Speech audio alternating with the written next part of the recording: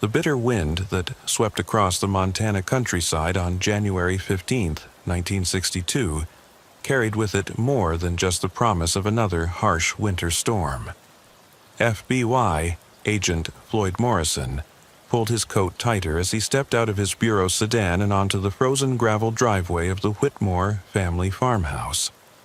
The snow crunched beneath his feet with that particular sound that only comes when the temperature drops well below freezing, and his breath formed small clouds that dissipated quickly in the dry air. Floyd had been with the Bureau for 8 years, and in that time he'd handled missing persons cases that ranged from simple runaways to complex kidnapping operations. But something about this particular case had already set his nerves on edge, even before he'd driven the 200 miles from the field office in Helena to this remote corner of the state. Helen Patterson had been missing for 6 days. The 28-year-old schoolteacher had simply vanished without a trace from her small apartment above the general store in Pine Ridge, a town so small it barely qualified for a dot on most maps. The local sheriff had exhausted his limited resources and called in the Bureau when it became clear that this wasn't just another case of someone walking away from their problems. Floyd approached the farmhouse where Helen's father, Clarence Patterson, lived with his other daughter, Beatrice. The house was a 2-story structure that had seen better days, with peeling white paint and shutters that hung at odd angles. Smoke rose steadily from the chimney, and warm yellow light glowed from the windows, offering the only signs of life in the desolate winter landscape. Before Floyd could knock, the front door swung open to reveal a tall, gaunt man in his early 60s. Clarence Patterson's face was weathered by decades of harsh Montana winters, and his eyes held the hollow look of a man who hadn't slept properly in nearly a week. "You must be the FBI man," Clarence said, his voice rough with exhaustion. "Sheriff called and said you were coming." "Agent Morrison," Floyd replied, extending his hand. "I'm sorry we're meeting under these circumstances, Mr." Patterson, Clarence's handshake was firm but brief. "Come in out of the cold. Beatrice has coffee on." The interior of the farmhouse was spartanly furnished but clean. A fire crackled in the stone fireplace, and the smell of coffee mingled with the lingering aroma of breakfast bacon. Beatrice Patterson emerged from the kitchen, a woman in her early 30s with the same angular features as her father, but softer eyes that were red-rimmed from crying. "Any word?" she asked immediately, though Floyd could see in her expression that she already knew the answer. "Not yet, ma'am," Floyd said gently, "but I'm here to make sure we find her." Clarence gestured toward a worn sofa near the fireplace. "Sit down, Agent. I'll tell you everything I know, though it isn't much." Floyd settled into the offered seat and pulled out his notebook. "Why don't we start with when you last saw Helen?" "Sunday evening," Clarence said, taking a seat across from Floyd. "She came for dinner like she always does. Helen never misses Sunday dinner. Been that way since she moved to town 3 years ago to take the teaching job." "How did she seem that evening? Was anything bothering her?" Beatrice sat down beside her father. "She seemed fine. Normal. We talked about her students, about the cold snap coming in. Nothing unusual. What time did she leave?" "Around 7, Clarence replied. "Said she had lessons to prepare for Monday. She walked back to town like always." Floyd made notes as he listened.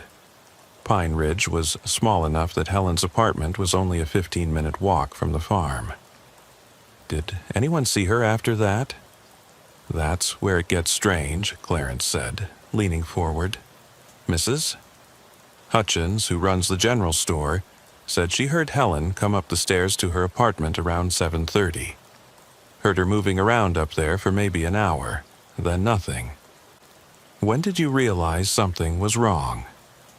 "Tuesday morning," Beatrice said. "Helen didn't show up for school." "That's not like her at all. She's never missed a day of work. not even when she had the flu last winter. Floyd nodded. What did you do then? I went to check on her, Clarence continued. Mrs. Hutchins let me up to the apartment. The door was unlocked, which was odd. Helen always locks her door, but the strange thing was, everything looked normal. Her bed was made, her clothes were still in the closet, her purse was on the kitchen table. No signs of a struggle? None at all. It was like she'd just stepped out for a few minutes, except she never came back. Floyd felt that familiar itch between his shoulder blades that always came when a case didn't add up. Did Helen have any enemies? Anyone who might want to hurt her? Enemies? Clarence's voice rose slightly. Helen's a schoolteacher in a town of 200 people. Everybody loves her. She's been nothing but good to this community. What about a boyfriend? Someone she might have been seeing? Beatrice and Clarence exchanged a look that didn't go unnoticed by Floyd.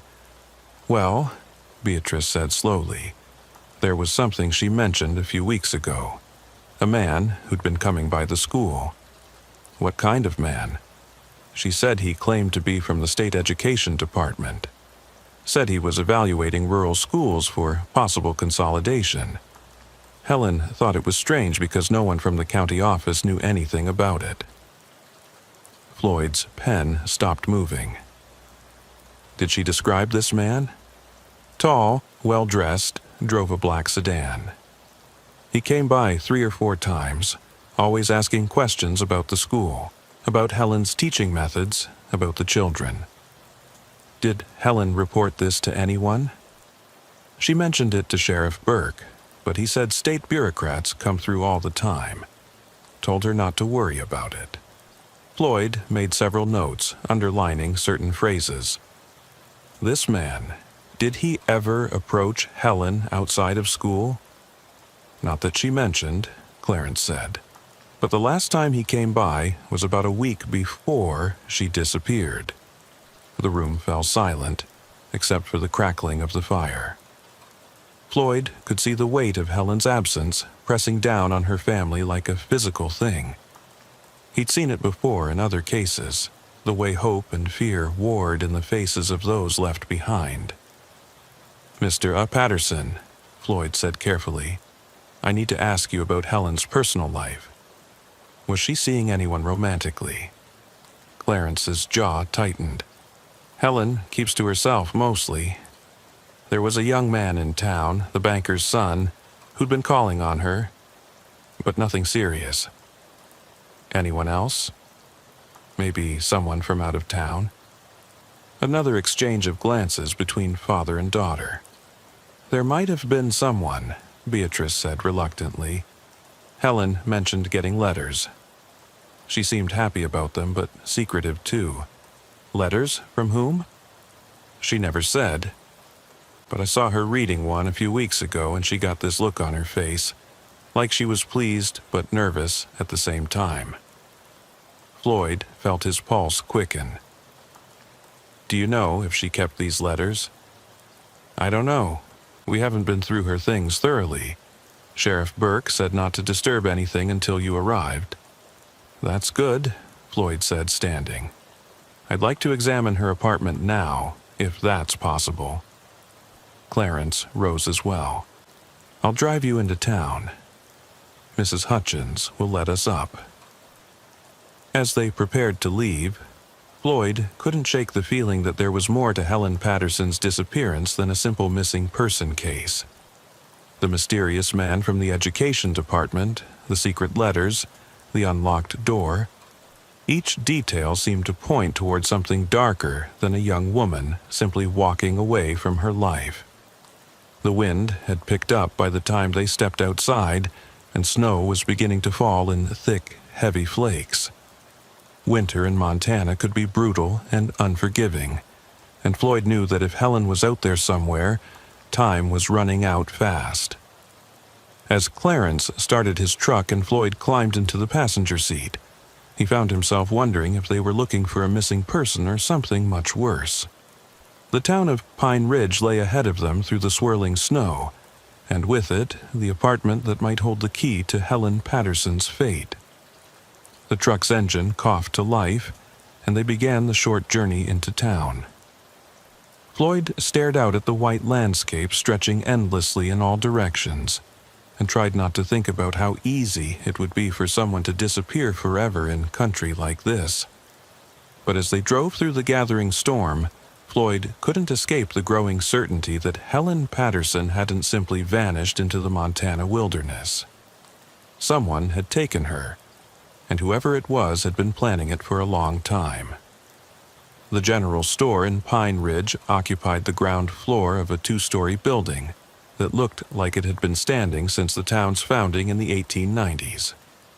Mrs. Hutchins, a stout woman in her 60s with steel-gray hair pulled back in a tight bun, met Floyd and Clarence at the front door. Her hands shook slightly as she turned the key in the lock, and Floyd noticed the deep worry lines etched around her eyes. "I've been over this 100 times in my mind," she said as they climbed the narrow wooden stairs to Helen's apartment. "Trying to remember if I heard anything unusual that night. But there was nothing at all." The stairs creaked under their weight, and Floyd found himself listening carefully to the sounds the old building made. If someone had forced their way up here, Mrs. Hutchins would have heard it. The walls were thin, and every footstep echoed through the structure. "These are the only stairs?" Floyd asked.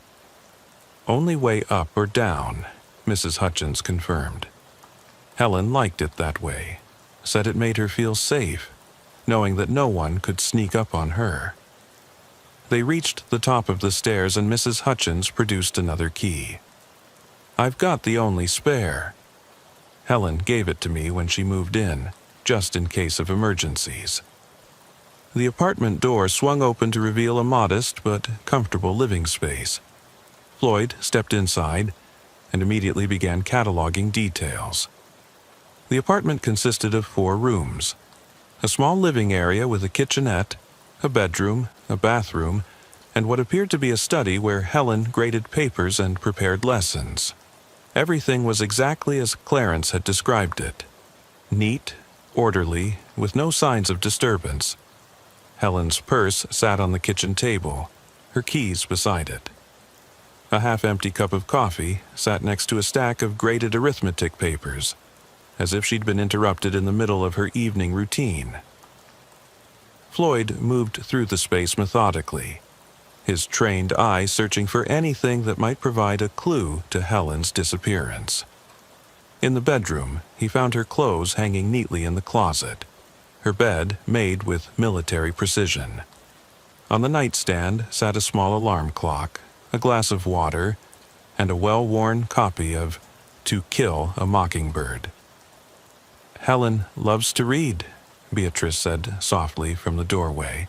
"Always has a book with her." Floyd opened the nightstand drawer and found exactly what he was looking for. Hidden beneath a stack of handkerchiefs were 7 letters, each in the same masculine handwriting, each postmarked from Billings, Montana. "Clarence," Floyd called, "come look at this." The older man approached as Floyd carefully lifted out the letters. "You think these might be important?" "Everything's important until we know it isn't," Floyd replied, examining the postmarks.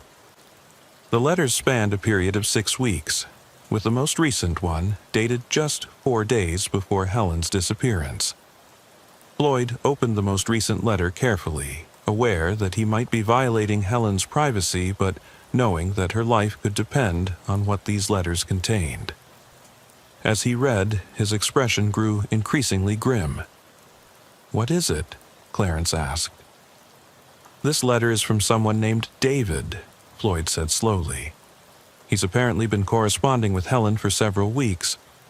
Listen to this. My dearest Helen, I cannot wait much longer to meet you in person. The photographs you sent only make my desire to see you stronger. I have made arrangements for us to be together, and soon you will understand the depth of my feelings for you." Beatrice gasped. Helen never mentioned anyone named David. Floyd continued reading. The letter goes on to say that he's been watching her from afar, that he knows her routines, her habits. He mentions seeing her at the school, knowing when she visits her family. Floyd looked up at Clarence. "This isn't a normal courtship. This is stalking behavior. You think this David person took her?" Clarence's voice was tight with controlled anger. "It's possible. But there's something else here that bothers me." Floyd flipped through the other letters quickly. The handwriting changes slightly between the early letters and the recent ones. "And look at this." He showed them a passage from one of the middle letters. Here, he mentions details about Helen's life that only someone very close to her would know. Her favorite meal, the fact that she hums while she grades papers, even the name of her childhood dog. "How could a stranger know those things?" Beatrice asked. "Either he's been watching her much more closely than we thought, or—" Floyd paused, a disturbing possibility forming in his mind. "Or he's getting information from someone who knows Helen well." The implications of that statement hung heavy in the small apartment. Floyd continued his search, moving to Helen's study. Here, he found more evidence of her orderly nature. Lesson plans were neatly filed, student records organized by date, and a gradebook that was meticulously maintained. But on the desk, partially hidden under a stack of ungraded papers, Floyd found something that made his blood run cold. It was a photograph of Helen, clearly taken without her knowledge. She was walking from the school to her apartment, her face in profile, completely unaware that she was being photographed. "Dear God," Clarence whispered when Floyd showed him the picture. "Someone's been stalking her." Floyd turned the photograph over and found a handwritten note in the same script as the letters. "Soon, my darling. Very soon." The sound of footsteps on the stairs interrupted Floyd's examination. Mrs. Hutchins called up. "Sheriff Burke is here. Says he needs to speak with the FBI man." Sheriff Burke proved to be a heavyset man in his 50s with the weathered look of someone who'd spent most of his life outdoors. He climbed the stairs with obvious effort, breathing heavily by the time he reached the apartment. "Agent Morrison?" Burke extended a meaty hand. "Heard you were here. Wanted to fill you in on what we've found so far." "What have you got, Sheriff?" "Well, we've been asking around town, and it turns out several people saw that black sedan you were asking about. Mrs. Carter at the post office says she saw it parked outside the school at least 4 times in the past month. Always during school hours." Floyd made notes. "Anyone get a look at the license plate?" "That's the thing. Tommy Martinez, down at the gas station, says the car came through for fuel about 2 weeks ago. Driver paid cash, kept his hat pulled low, but Tommy got a partial on the plate. Montana tags started with GX. That's helpful. What else?" "Here's where it gets interesting," Burke continued. "I called the state education department like you suggested. They don't have anyone doing rural school evaluations. Haven't sent anyone out to Pine Ridge in over 2 years." Floyd felt pieces of the puzzle starting to come together. "So, our mystery man was lying about his reason for being here. Gets worse. I also checked with the Postal Service. Turns out those letters you found, they weren't mailed from Billings like the postmarks say. The postal inspector says they were processed through our local route, then re-postmarked to make it look like they came from somewhere else." The room fell silent as the implications sank in. Helen's stalker wasn't some distant admirer from Billings. He was local, or at least operating locally. "Sheriff," Floyd said carefully, "I need you to think about this. Who in this area would have access to detailed information about Helen's personal life? Who would know her well enough to write the kinds of things I found in these letters? Burke scratched his chin. Well, there's her family, of course. Her fellow teachers. Maybe some of the parents of her students. The banker's son who's been courting her. What's the banker's son's name? Thomas Fairchild. Nice young man, works at his father's bank. Been sweet on Helen for about a year now. Floyd made a note to interview Thomas Fairchild, but something told him the answer lay elsewhere. The letters showed a level of obsession that went beyond normal romantic interest. This was someone who had been planning Helen's disappearance for weeks, possibly months. As they prepared to leave the apartment, Floyd took one last look around. Something had been nagging at him since he'd arrived, a sense that he was missing something important. Then it hit him. "Mrs. Hutchins," he called as they descended the stairs. "You said you heard Helen moving around in her apartment on Sunday night. What exactly did you hear?" The older woman thought for a moment. Normal sounds at first. Her heels on the floor, water running in the bathroom, that sort of thing. But now that you mention it, I did hear something odd around 8:30 or so. What kind of odd? It sounded like she was moving furniture. Heavy, dragging sounds, like she was rearranging her bedroom. I thought it was strange because Helen never moves things around. She likes everything in its place. Floyd exchanged glances with Clarence. How long did these sounds last? Maybe 20 minutes, then everything went quiet. I remember thinking she must have gone to bed early. But Floyd was already forming a different theory. The dragging sounds, the unlocked door, the lack of any signs of struggle.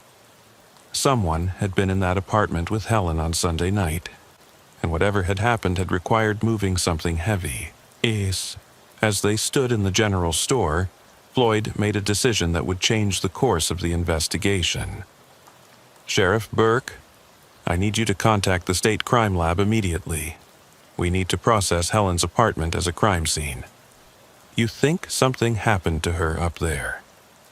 I think someone took her from that apartment on Sunday night, and they went to great lengths to make it look like she left voluntarily." Floyd looked out at the snow that was now falling heavily. "And I think they had help from someone Helen trusted." The words hung in the air like an accusation. In a town as small as Pine Ridge, the idea that someone Helen knew and trusted could be involved in her disappearance was almost too horrible to contemplate. But Floyd had learned long ago that the most dangerous predators were often the ones who smiled at you across the dinner table, who knew your habits and your fears, who could get close enough to strike without warning. Somewhere out there in the Montana wilderness, Helen Patterson was either fighting for her life or already beyond help. And Floyd was beginning to suspect that her captor was someone who had been planning this for a very long time. Someone who knew exactly how to make a young woman disappear without a trace. The storm outside was getting worse, and time was running out. By Wednesday morning, the storm had deposited nearly 2 feet of snow across the Pine Ridge area, effectively cutting off the small town from the outside world. Floyd had spent the night at the local boarding house, a drafty 2-story building that catered to traveling salesmen and the occasional government official. He'd barely slept, his mind churning over the evidence they'd collected from Helen's apartment. The crime scene technicians from the state lab had arrived just before the worst of the storm hit, and their preliminary findings had confirmed Floyd's worst fears. Luminol testing had revealed traces of blood in Helen's bedroom. Blood that had been carefully cleaned but not completely eliminated. The pattern suggested that something violent had occurred near the window, and that someone had gone to considerable effort to conceal it. More disturbing still was the discovery of chloroform residue on Helen's pillow. Someone had drugged her in her own bed, then removed her from the apartment while she was unconscious. The heavy dragging sounds Mrs. Hutchins had heard weren't furniture being moved. They were the sounds of Helen's limp body being carried down the stairs. Floyd sat in the boarding house's small dining room, nursing his third cup of coffee and studying the case file he'd assembled. The letters from David were spread out before him, and he'd been analyzing them for hours, looking for any clue that might reveal the writer's true identity. What troubled him most was the intimate knowledge the letter writer displayed about Helen's personal life. Details that only someone very close to her could know. The way she hummed when she was content, her habit of grading papers while eating breakfast, even the fact that she kept a photograph of her deceased mother in her jewelry box. A knock on the dining room door interrupted his thoughts. Mrs. Kowalski, the boarding house proprietor, peered in with a worried expression. "Agent Morrison, Sheriff Burke is here to see you. Says it's urgent." Floyd gathered up the letters and followed Mrs. Kowalski to the front parlor, where Sheriff Burke was stamping snow off his boots. The sheriff's face was grim, and Floyd could see that he'd been up all night as well. "We've got a problem," Burke said without preamble. "A big one." "What kind of problem?" "The kind that makes this case a whole lot more complicated.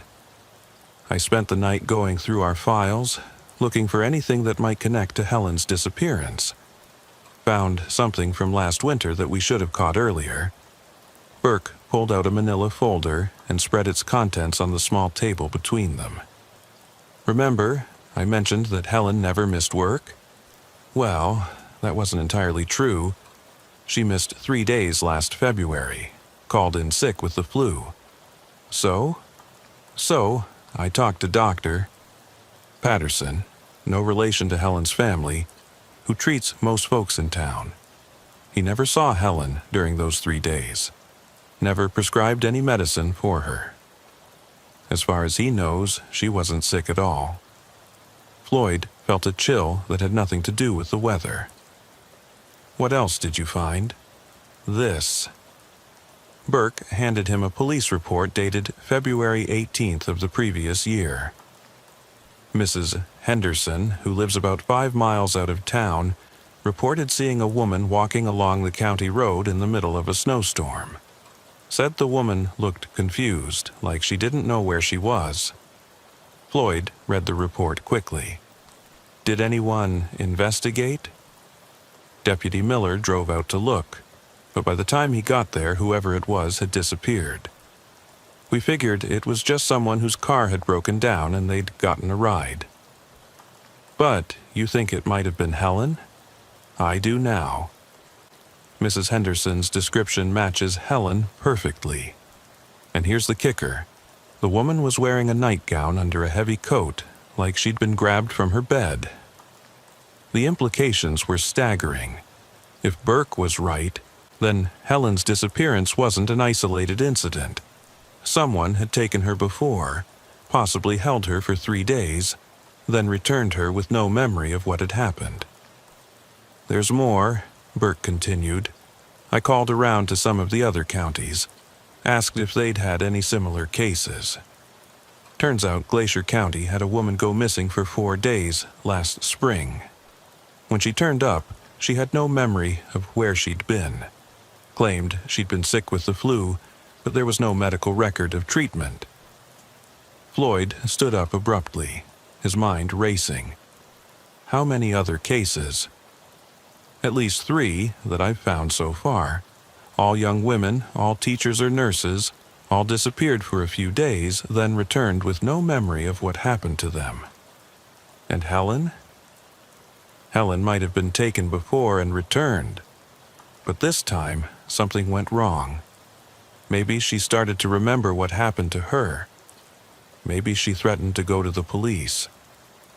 Floyd walked to the window and stared out at the snow-covered street. The pieces of the puzzle were falling into place, but the picture they formed was more horrifying than he'd imagined. They weren't dealing with a simple kidnapping. They were dealing with a serial predator who had been operating in rural Montana for at least a year, possibly longer. "Sheriff, I need you to contact every law enforcement agency within 200 miles of here. We need to find out how many other cases like this there have been, and we need to do it fast. Already started making calls, but Agent Morrison, there's something else you need to know." Burke's tone had changed, becoming even more serious than before. Floyd turned from the window, sensing that whatever the sheriff was about to tell him would change everything. "I talked to Beatrice Patterson again this morning. Asked her some more detailed questions about Helen's behavior in the weeks before she disappeared.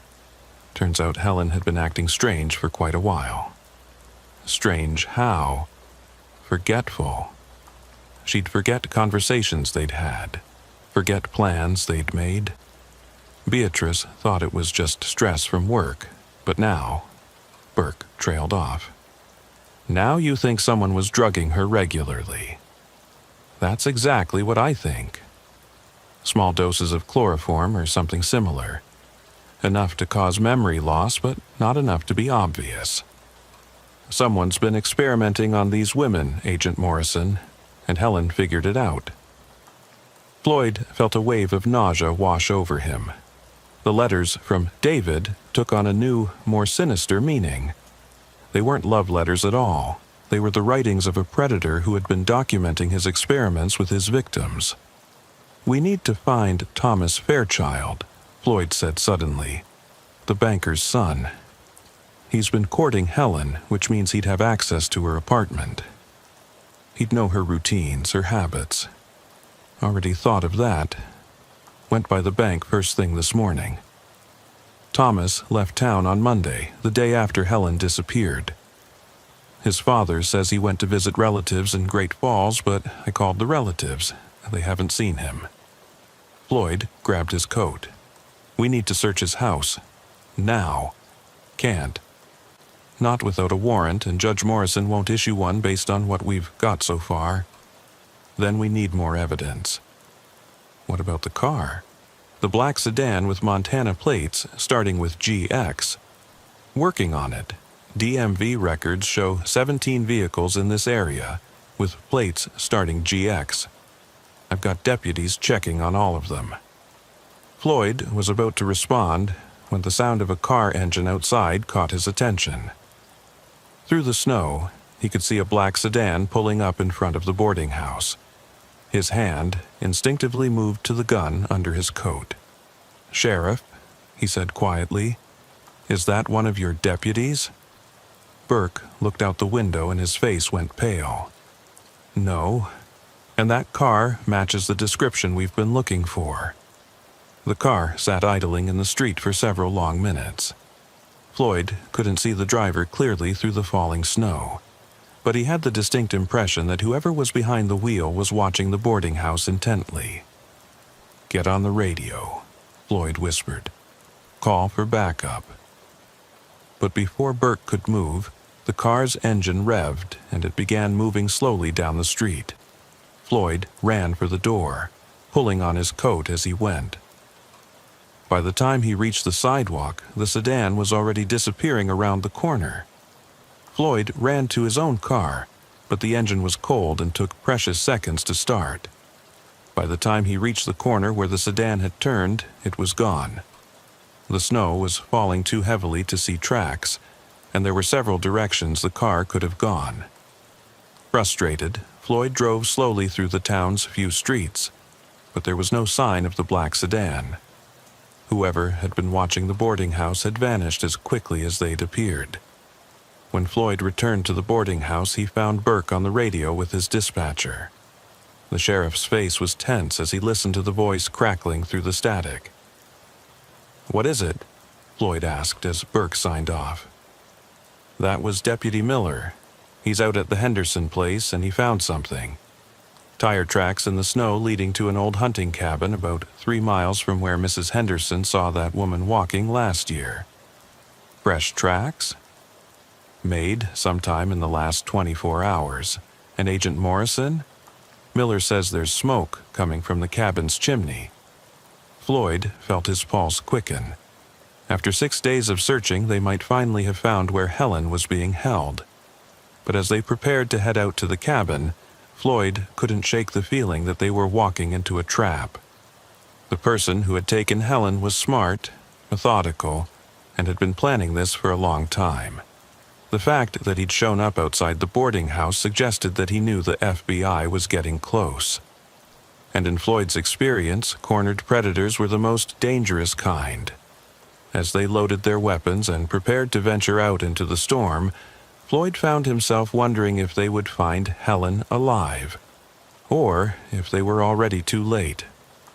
The clock was ticking, and somewhere out there in the Montana wilderness, a monster was waiting for them. The drive to the Henderson place was treacherous, with the snow continuing to fall and the wind picking up. Floyd's sedan struggled through the drifts, and more than once he thought they might get stuck. But Burke knew the back roads like the back of his hand, and he guided them through a series of turns that eventually brought them to a small farmhouse nestled in a grove of pine trees. Mrs. Henderson met them at the door, a worried-looking woman in her 70s who'd clearly been watching for their arrival. "Thank goodness you're here," she said, ushering them inside. "I've been worried sick since I called this in." "Tell us about the cabin, Mrs. Henderson," Floyd said, accepting the cup of hot coffee she pressed into his hands. "It belongs to the Morrison family. No relation to you, Agent Morrison. They only use it during hunting season, but I saw smoke coming from the chimney yesterday evening. Thought it was strange, with the weather being so bad." "How far is it from here?" "About 3 miles through the woods. There's an old logging road that leads most of the way there, but you'll have to walk the last half-mile or so." Floyd studied the map Mrs. Henderson provided, noting the cabin's isolated location. It was perfect for someone who wanted to keep prisoners without being discovered. The nearest neighbor was Mrs. Henderson herself, and she was too far away to hear anything that might happen at the cabin. "Mrs. Henderson," Floyd said carefully, "I need you to think back to last February when you saw that woman on the road. Did you notice anything else unusual around that time? Any strangers in the area? Any vehicles you didn't recognize?" The old woman thought for a moment. "Now that you mention it, there was something. About a week before I saw that poor woman, I noticed someone had been using the logging road. Fresh tire tracks in the snow. I thought maybe it was hunters even though it wasn't season." "Did you see the vehicle?" "Once. It was a black car of some kind. Drove past here real slow one evening, like the driver was looking for something." Floyd and Burke exchanged glances. The black sedan had been in the area during Helen's previous disappearance as well. The pattern was becoming clear. "We need to get to that cabin," Floyd said, standing up. "Mrs. Henderson, I want you to stay inside and keep your doors locked. If you see or hear anything unusual, get on the phone immediately." The old woman nodded, her face pale with worry. "You think that poor girl is up there?" "I don't know," Floyd replied honestly, "but we're going to find out." The walk to the cabin was grueling. The snow was knee-deep in places, and the wind cut through their heavy coats like a knife. Burke led the way, following a path that was barely visible under the snow. Floyd kept his gun drawn, his eyes constantly scanning the woods around them for any sign of movement. After what felt like hours, but was probably only 30 minutes, they reached a ridge that overlooked a small clearing. Below them, nestled among the pine trees, was a rustic log cabin with smoke rising from its stone chimney. A black sedan was parked beside the cabin, nearly buried in snow. "That's our car," Burke whispered, raising his binoculars. "Montana plates, starting with GX." Floyd studied the cabin through his own binoculars. The windows were covered with heavy curtains, making it impossible to see inside. But the smoke from the chimney and the recently used car suggested that someone was definitely inside. "How do you want to play this?" Burke asked. Floyd considered their options. The cabin had only one visible door, and the windows were too high off the ground to serve as easy escape routes. But if Helen was inside, they had to be careful not to put her in more danger. "We'll approach from two sides," Floyd decided. "You go around to the back, make sure no one can escape that way. Give me 10 minutes, then I'll approach the front door." Burke nodded and began making his way carefully around the perimeter of the clearing. Floyd waited, counting off the minutes and trying to calm his racing heart. This was the moment they'd been building toward, and he knew that what happened in the next few minutes would determine whether Helen Patterson lived or died. When his watch showed that 10 minutes had passed, Floyd began his approach to the cabin. He moved slowly and quietly, using the trees for cover as much as possible. The snow muffled his footsteps, but it also made movement difficult and unpredictable. He was 50 yards from the cabin when he heard it. A woman's scream, muffled but unmistakably filled with terror. Helen was alive, but she was in immediate danger. Floyd abandoned stealth and ran toward the cabin, his boots slipping in the snow. As he reached the front door, he could hear voices inside. A man's voice, calm and controlled, and a woman's voice begging for mercy. Without hesitation, Floyd kicked in the door. What he saw inside would haunt him for the rest of his life. The scene inside the cabin was worse than anything Floyd had prepared himself for. Helen Patterson sat bound to a wooden chair in the center of the main room, her wrists raw from struggling against rope restraints. Her face was gaunt and pale, her eyes wide with terror, but she was alive. What made Floyd's blood run cold wasn't just Helen's condition. It was the man standing beside her, calmly adjusting a primitive camera mounted on a tripod. Thomas Fairchild looked up as Floyd burst through the door, and his expression showed no surprise whatsoever. In fact, he smiled, as if he'd been expecting this exact moment. "Agent Morrison," Thomas said pleasantly, his voice carrying the same tone one might use when greeting an old friend. "Right on time. I was just documenting Helen's progress." Floyd kept his gun trained on Thomas, while his eyes quickly scanned the cabin's interior. What he saw made his stomach turn. The walls were covered with photographs, dozens of them, showing women in various states of distress. Some Floyd recognized as the missing persons cases Burke had mentioned. Others were strangers, their faces frozen in expressions of fear and confusion. "Let her go, Thomas," Floyd said, trying to keep his voice steady. "It's over." Thomas laughed, a sound that was somehow more chilling than a scream. "Over? Agent Morrison, you have no idea what you've stumbled into. This isn't ending. It's just beginning." Helen tried to speak, but Floyd could see that she'd been gagged. Her eyes pleaded with him, and he could see fresh bruises on her arms and face. Whatever Thomas had been doing to her over the past 6 days, it had been systematic and brutal. "You see," Thomas continued, moving away from the camera and toward a wooden table covered with what appeared to be medical instruments, "Helen has been helping me with some very important research. Haven't you, my dear?" He reached over and stroked Helen's hair with a gentleness that was obscene, given the circumstances. Helen flinched away from his touch, her whole body trembling. "What kind of research?" Floyd asked, trying to keep Thomas talking while he looked for an opportunity to get closer. "Memory," Thomas said, his eyes lighting up with enthusiasm. "Specifically, how to erase it selectively. You see, I've discovered that with the right combination of chemicals and psychological pressure, I can make a person forget entire periods of their life. It's fascinating work."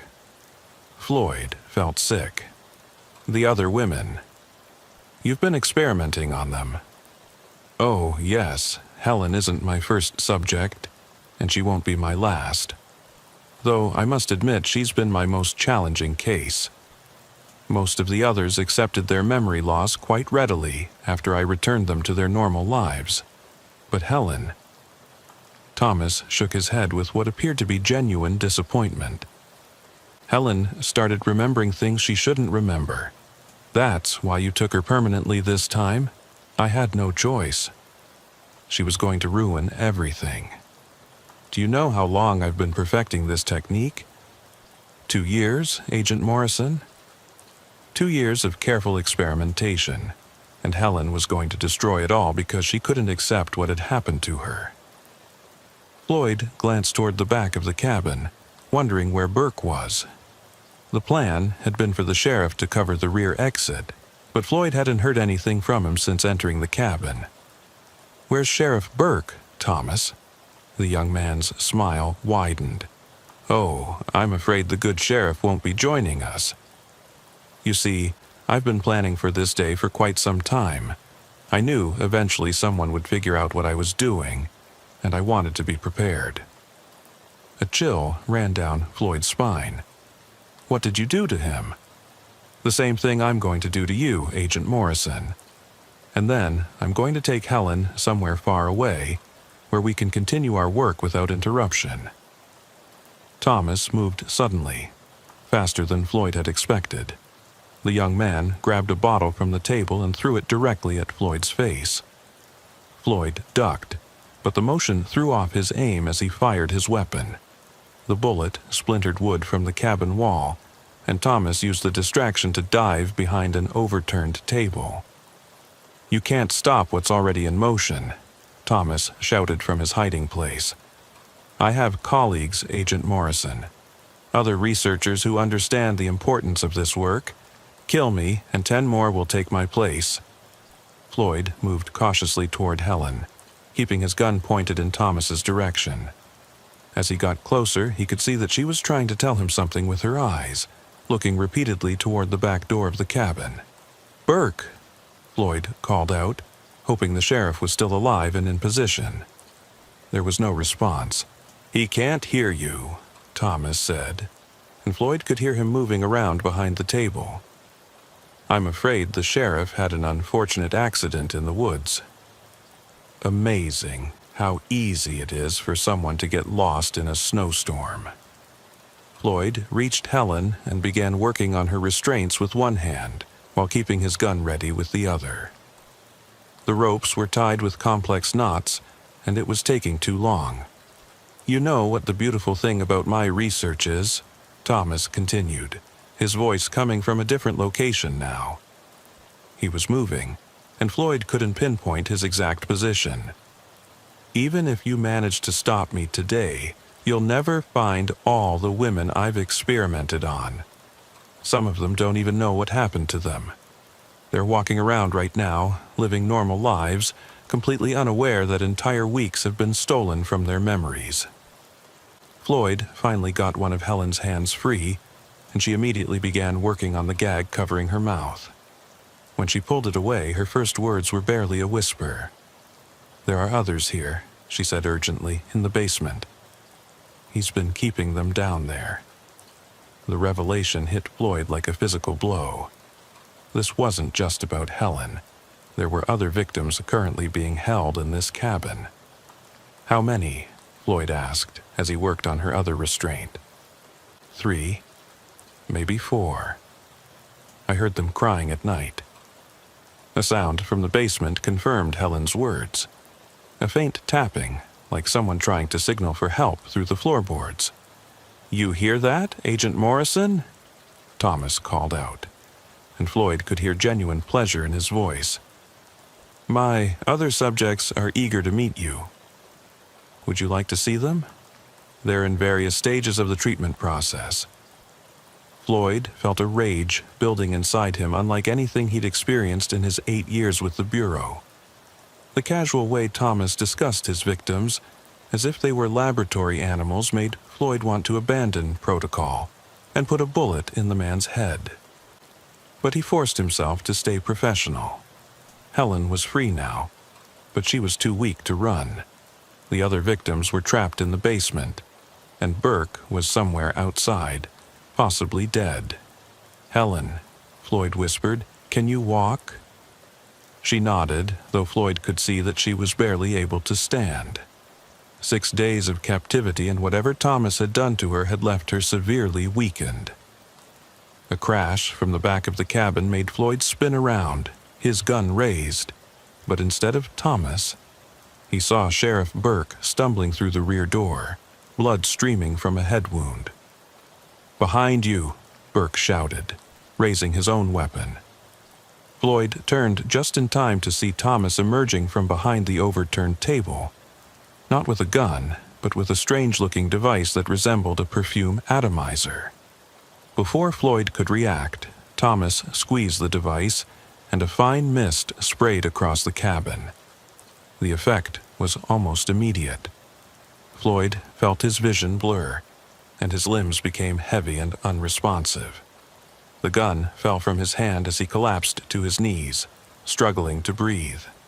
"Chloroform vapor," Thomas said conversationally as Floyd fought to stay conscious. "A little innovation of my own. Much more efficient than the old rag-over-the-mouth method." Floyd could see Burke collapsing as well, the sheriff's gun clattering across the wooden floor. Helen, already weakened, had fallen unconscious almost immediately. "Now then," Thomas continued, moving around the cabin with the confidence of someone who had done this many times before, "we can have a proper conversation." Floyd tried to speak, but his tongue felt thick and unresponsive. The world was spinning, and he could feel consciousness slipping away despite his efforts to fight it. "Don't struggle, Agent Morrison. The chemical will wear off in a few hours, and when you wake up, you'll be in a much better position to appreciate the scope of my work." As Floyd's vision darkened, he could hear Thomas moving around the cabin, apparently preparing for whatever came next. The last thing he saw before unconsciousness took him was Thomas kneeling beside Helen, checking her pulse with the clinical detachment of a doctor examining a patient. When Floyd awoke, the first thing he noticed was the smell. It was a mixture of chemical disinfectant and something else, something organic and unpleasant that he didn't want to identify. The second thing he noticed was that he was no longer in the main room of the cabin. He was underground. Floyd found himself in what appeared to be a finished basement, though finished was perhaps too generous a term. The walls were concrete, and bare bulbs hanging from the ceiling provided harsh, unforgiving light. But what dominated the space were the cells. 6 small rooms had been constructed along one wall, each with heavy wooden doors and small barred windows. Through the windows, Floyd could see movement, and he realized, with horror, that Thomas hadn't been lying about having other victims. "Ah, Agent Morrison, you're awake." Floyd turned to see Thomas descending a wooden staircase, carrying a clipboard and wearing what appeared to be a doctor's white coat. The transformation from the pleasant young banker to this clinical figure was disturbing in its completeness. "Where are Burke and Helen?" Floyd demanded, though his voice came out as more of a croak. "Safe for now, though their safety depends entirely on your cooperation." Floyd looked around the basement more carefully. He was restrained to a metal chair with leather straps, similar to what might be found in a hospital. To his left was a table covered with medical instruments, bottles of various chemicals, and what appeared to be a detailed notebook. "You see, Agent Morrison, you've presented me with an interesting opportunity. I've never had the chance to work with a federal agent before. I'm curious to see how your mind responds to the treatment process. You're insane if you think the Bureau won't come looking for me." Thomas laughed. "Oh, they'll look. But they'll be looking for an agent who was killed in a snowstorm while pursuing a dangerous fugitive. Your car will be found at the bottom of a ravine, your body nowhere to be seen. Very tragic, but these things happen in Montana winters." Floyd tested his restraints, but they were secure. Thomas had clearly done this before. "The women in those cells," Floyd said. "How long have you been holding them?" "It varies. Some are recent acquisitions. Others have been with me for months. The process takes time, you see. Each mind is different, and I have to customize the treatment accordingly." Thomas moved to the table and picked up his notebook, flipping through pages covered with detailed handwriting. "Take Subject 7, for instance," he said, gesturing toward one of the cells. "A nurse from Kalispell. She's been here for 6 weeks, and I've successfully erased 3 years of her memories. When I return her to her normal life, she'll believe she's been on an extended vacation. Her friends and family will simply be told that she needed time to recover from a nervous breakdown. They'll know something's wrong. People don't just disappear for months. You'd be surprised how accepting people can be when given a plausible explanation, especially when that explanation comes from someone they trust." Thomas smiled. "I am, after all, a respected member of several communities. A banker, a church member, a volunteer with various charitable organizations. Who would suspect me of anything improper?" Floyd felt a growing sense of despair as he began to understand the true scope of what Thomas had been doing. This wasn't just about Helen or even about the handful of women currently imprisoned in this basement. This was a systematic operation that had been going on for years, with Thomas using his position in the community to select victims and cover his tracks. "How many?" Floyd asked. "How many what? How many women have you done this to?" Thomas consulted his notebook. 37 completed subjects over the past 2 years. Though I should mention that not all of them survived the process. The early experiments were rather crude, and I'm afraid I lost several subjects to chemical poisoning. The casual way Thomas discussed the deaths of his victims made Floyd's blood boil. He strained against his restraints, but Thomas was staying well out of reach. "The beauty of the system," Thomas continued, "is that even the failed experiments are easy to explain. A hiking accident here, a car crash there. Rural Montana can be dangerous, especially for young women traveling alone." A sound from upstairs interrupted their conversation, the unmistakable creak of footsteps on the cabin's wooden floor. Thomas frowned. "That's odd. I wasn't expecting visitors." Floyd felt a surge of hope. Maybe Burke had escaped. Maybe backup had arrived. But Thomas seemed more annoyed than worried. "Excuse me for a moment, Agent Morrison. I need to deal with this interruption." Thomas climbed the stairs, and Floyd heard the basement door close and lock behind him. Left alone, Floyd began working frantically on his restraints, trying to find any weakness in the leather straps. From the cells around him, he could hear whispered voices. The other prisoners had realized he was awake. "Help us," came a weak voice from the nearest cell. "Please, we've been here so long." "I'm FBI," Floyd called back as quietly as he could. "I'm going to get you out of here." But even as he said the words, Floyd wasn't sure how he could keep that promise. Thomas had been planning this for years, and he seemed to have contingencies for every possibility. The sound of gunshots from upstairs made Floyd freeze. 2 quick shots, then silence. A few minutes later, Thomas returned, but he wasn't alone. He was dragging Sheriff Burke's unconscious form down the stairs. "I'm afraid your colleague was more resourceful than I gave him credit for," Thomas said, apparently unbothered by whatever had happened upstairs. "He managed to free himself and was trying to radio for backup. I couldn't allow that." Thomas dumped Burke's body on the concrete floor, and Floyd could see that the sheriff was breathing but bleeding from a fresh wound on his shoulder. Is he alive? For now. But his usefulness has ended. Thomas picked up a syringe from the medical table. "I think it's time to begin your treatment, Agent Morrison." Don't worry. You won't remember any of this unpleasantness." Floyd watched in horror as Thomas prepared the injection. Whatever was in that syringe would begin the process of destroying his mind, turning him into another empty shell like the women in the cells around him. But as Thomas approached, syringe in hand, Floyd noticed something the other man had missed. In dragging Burke down the stairs, Thomas had left the basement door slightly ajar, and through that gap, Floyd could see movement on the staircase. Helen had somehow managed to free herself. Floyd forced himself to remain calm as Thomas approached, not wanting to alert him to Helen's presence. The young woman was moving slowly, obviously still weakened by her ordeal, but she was carrying something in her hand. "This may sting a bit," Thomas said, raising the syringe.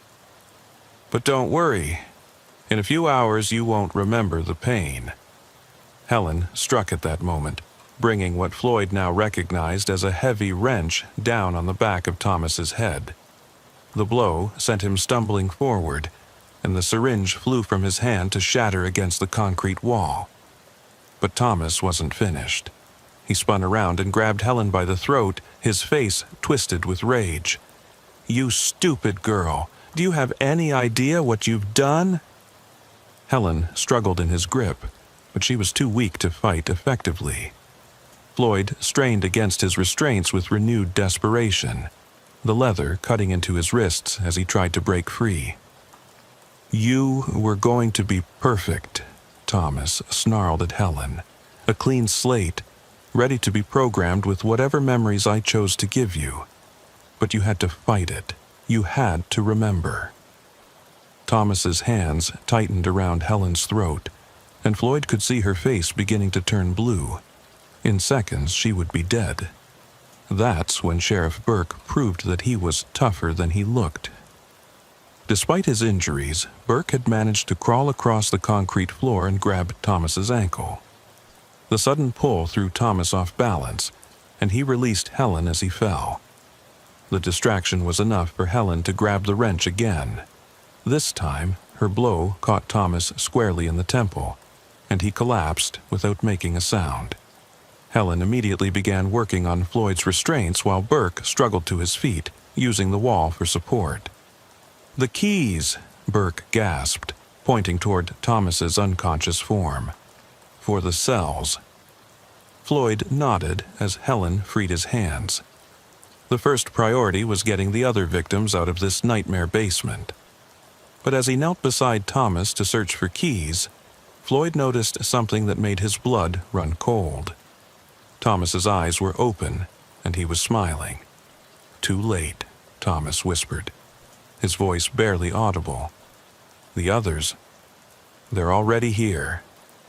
Before Floyd could ask what he meant, the sound of vehicles approaching the cabin drifted down from above. Multiple engines moving fast through the snow. "Back up," Helen asked hopefully, but Floyd had a sinking feeling that wasn't the case.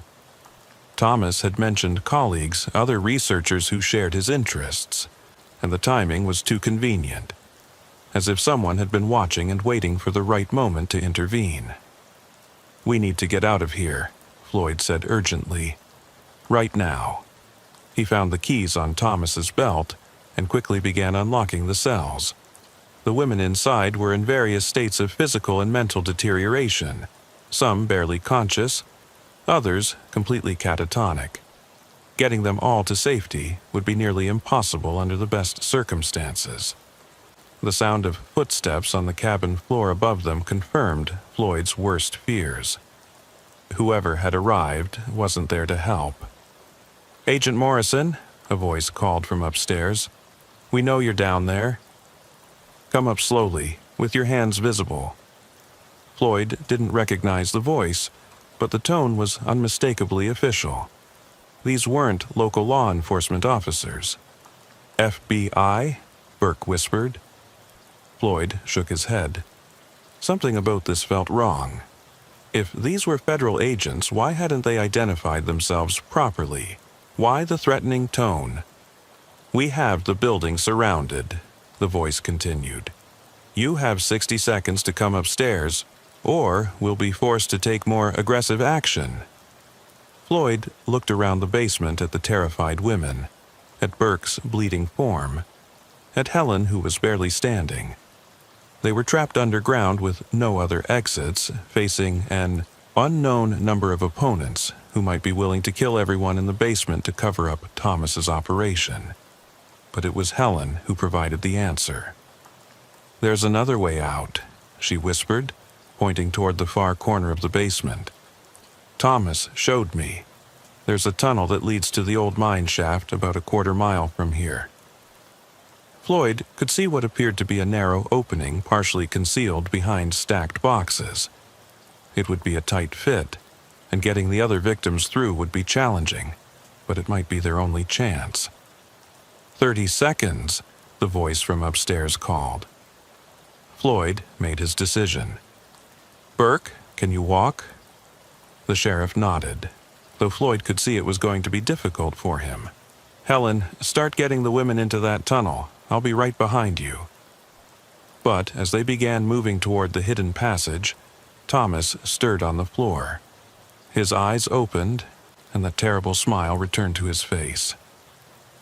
"You think you've won," he said, his voice stronger now. "But you don't understand what you're really dealing with. This goes so much deeper than one cabin in the woods." "Shut up," Floyd said, but Thomas continued. "The research will continue, Agent Morrison. With or without me. There are facilities like this one all across the country, all connected, all working toward the same goal." "What goal?" Thomas's smile widened. "Perfect control. Imagine being able to edit human memory like a film reel, removing inconvenient truths, implanting desired behaviors. We're on the verge of creating the perfect citizen, compliant, obedient, with no memory of how things used to be." The implications of what Thomas was describing hit Floyd like a sledgehammer. This wasn't just about one psychopath torturing women in a basement. This was part of something much larger, something that could threaten the very foundation of free society. "Time's up," the voice from upstairs shouted, and Floyd could hear boots on the stairs. There was no more time for questions. Floyd grabbed Helen and Burke and pushed them toward the tunnel opening as the first of their pursuers appeared at the bottom of the basement stairs. The tunnel was even smaller than it had appeared from a distance, barely wide enough for one person to crawl through at a time. Floyd went last, pulling boxes back into place to conceal the entrance as much as possible. Behind them, he could hear voices in the basement, the sound of the cell doors being opened, and then an ominous silence. The tunnel seemed to stretch on forever, a claustrophobic nightmare of damp earth and rotting timber supports. Floyd lost track of time as they crawled through the darkness, following the faint sounds of the others ahead of him. When they finally emerged into daylight, Floyd was surprised to see that the storm had stopped and the sun was setting. They were in a small clearing dominated by the entrance to an abandoned mine shaft, just as Helen had said. But their relief was short-lived. As they helped the rescued women out of the tunnel, Floyd realized that several of them were in critical condition. They needed medical attention immediately, and they were still miles from help. "We need to get to a phone," Floyd said, looking around for any sign of civilization. "There's a ranger station about 2 miles that way," Burke said, pointing east. "If we can make it there." But before he could finish the sentence, the sound of helicopter rotors filled the air. Floyd looked up to see a black aircraft circling overhead, and his heart sank. Whoever had been at the cabin was still hunting them. "Into the mine," Floyd ordered. "Everyone, get into the mine shaft." They helped the weakened women into the dark opening, just as the helicopter landed in the clearing. Floyd was the last to enter, and as he did, he caught a glimpse of the men emerging from the aircraft. They wore no identifying uniforms, carried military-grade weapons, and moved with the precision of professionals. But what chilled Floyd to the bone was their apparent lack of concern for the women they'd presumably come to rescue. These weren't rescuers. They were cleaners. Inside the mine shaft, Floyd gathered the group around him in the darkness. "Listen to me," he whispered urgently. "The people outside aren't here to help us.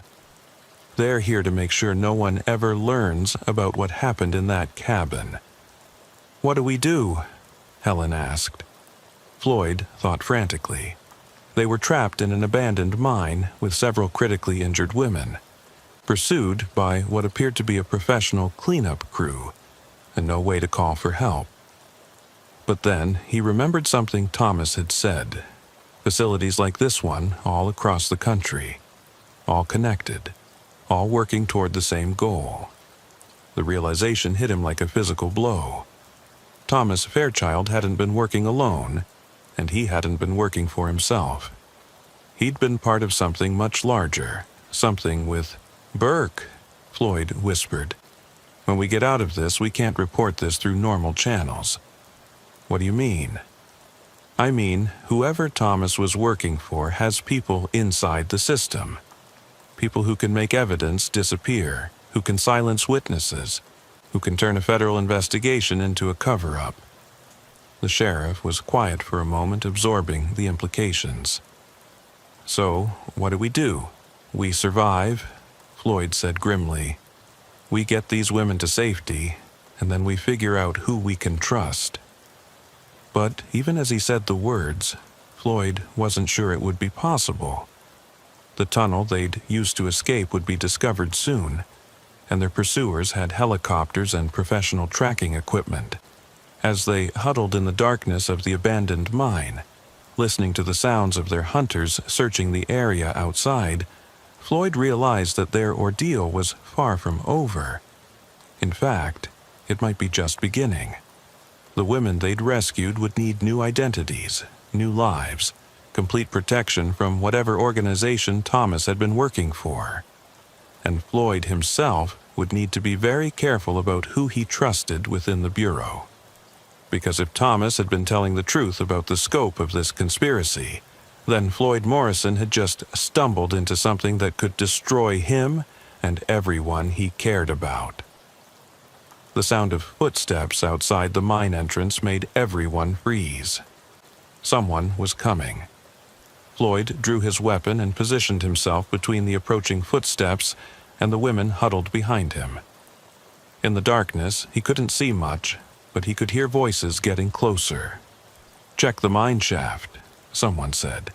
"They couldn't have gotten far." Floyd held his breath and waited. In a few moments, he would know whether they had found temporary safety or walked into a trap. But one thing was certain. The nightmare that had started with Helen Patterson's disappearance was far from over, and Floyd was beginning to suspect that it might never truly end.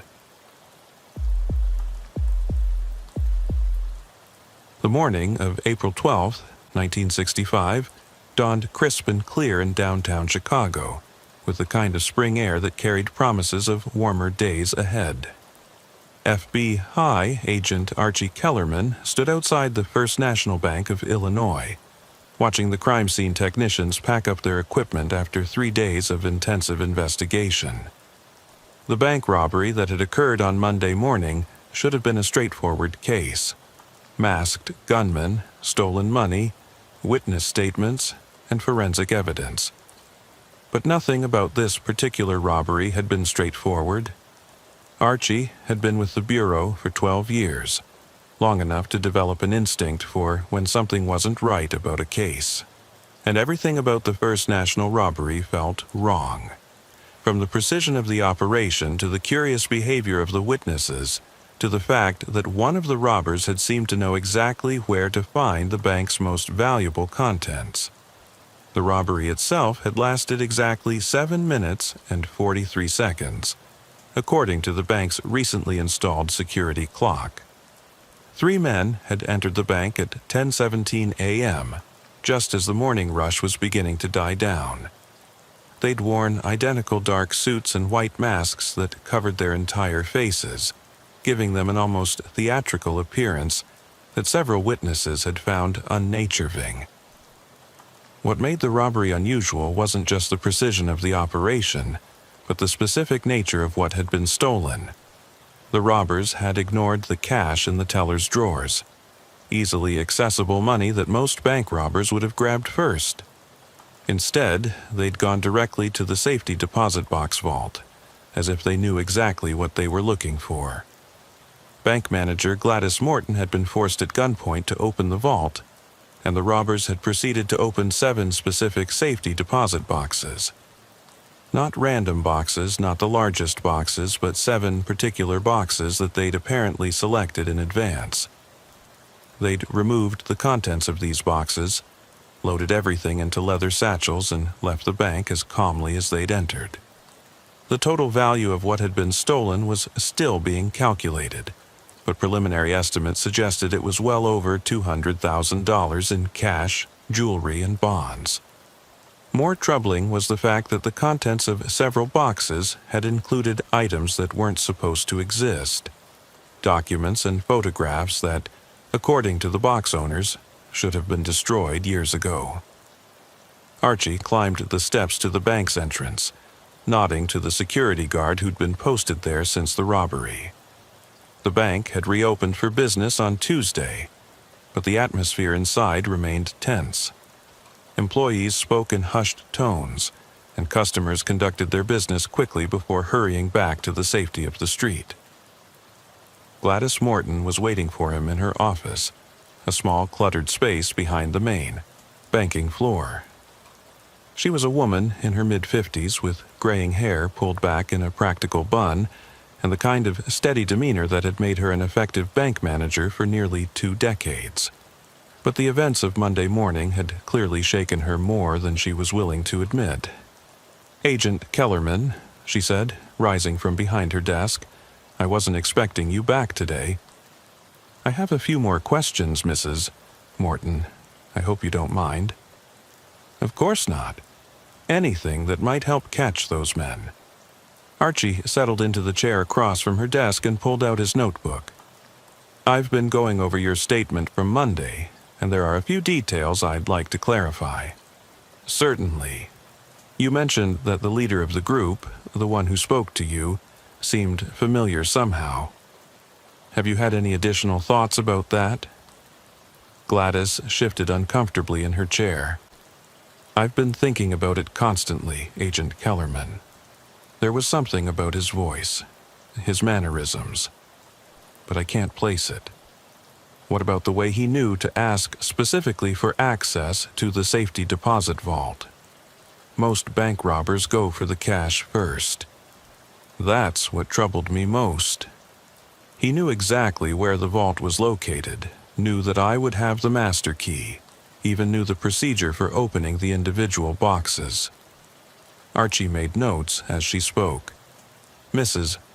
Morton, in your experience, how many people would have that level of detailed knowledge about your bank's security procedures?" "Honestly, very few. Current employees certainly. Former employees who worked in sensitive positions. Bank examiners. Maybe some of the construction workers who installed the vault system 2 years ago.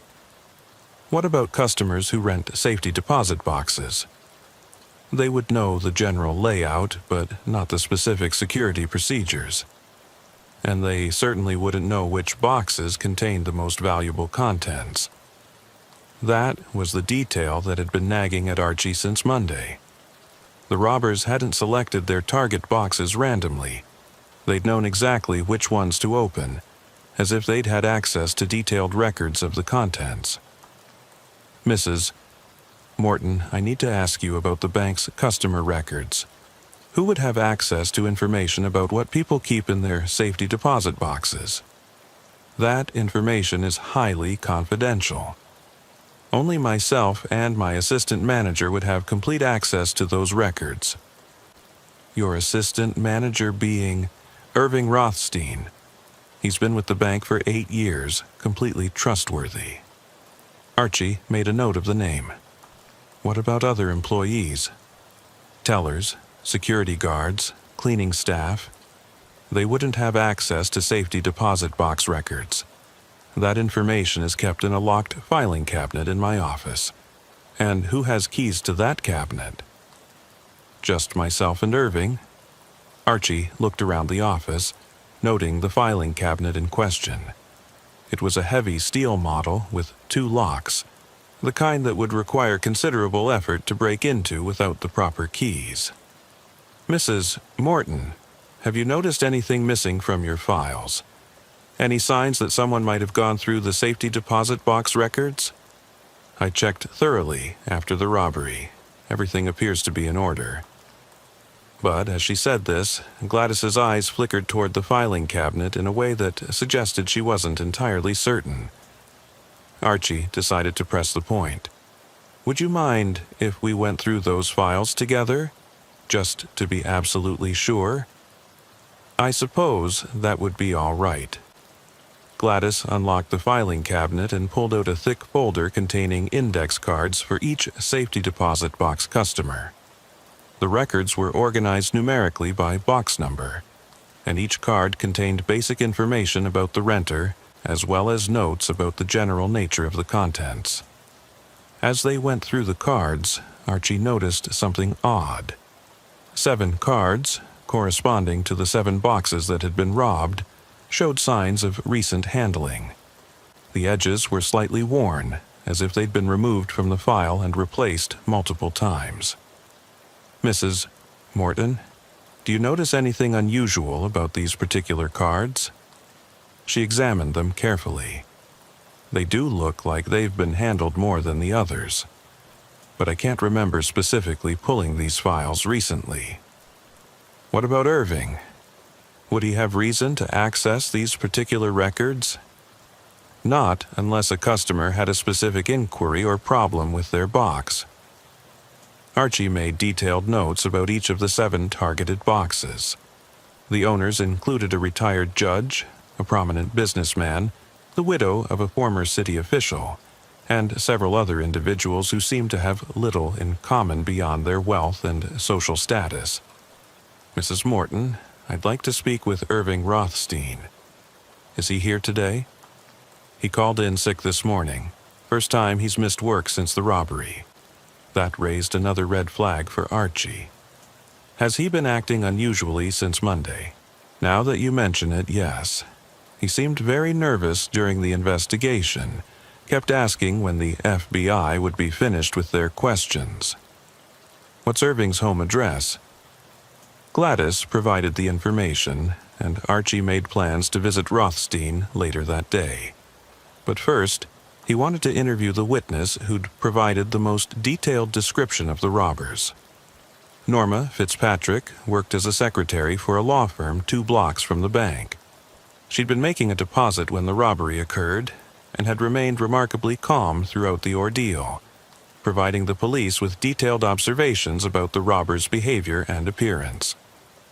Archie found her at her office during her lunch break, a neat, professional woman in her early 30s with sharp eyes and an excellent memory for detail.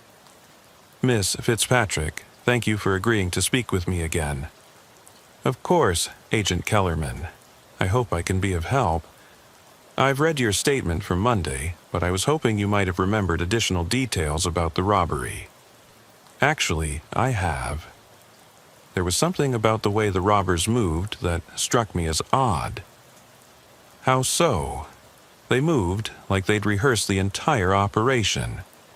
Not just the general plan, but every specific movement. The leader knew exactly how many steps it was from the front door to Mrs. Morton's office.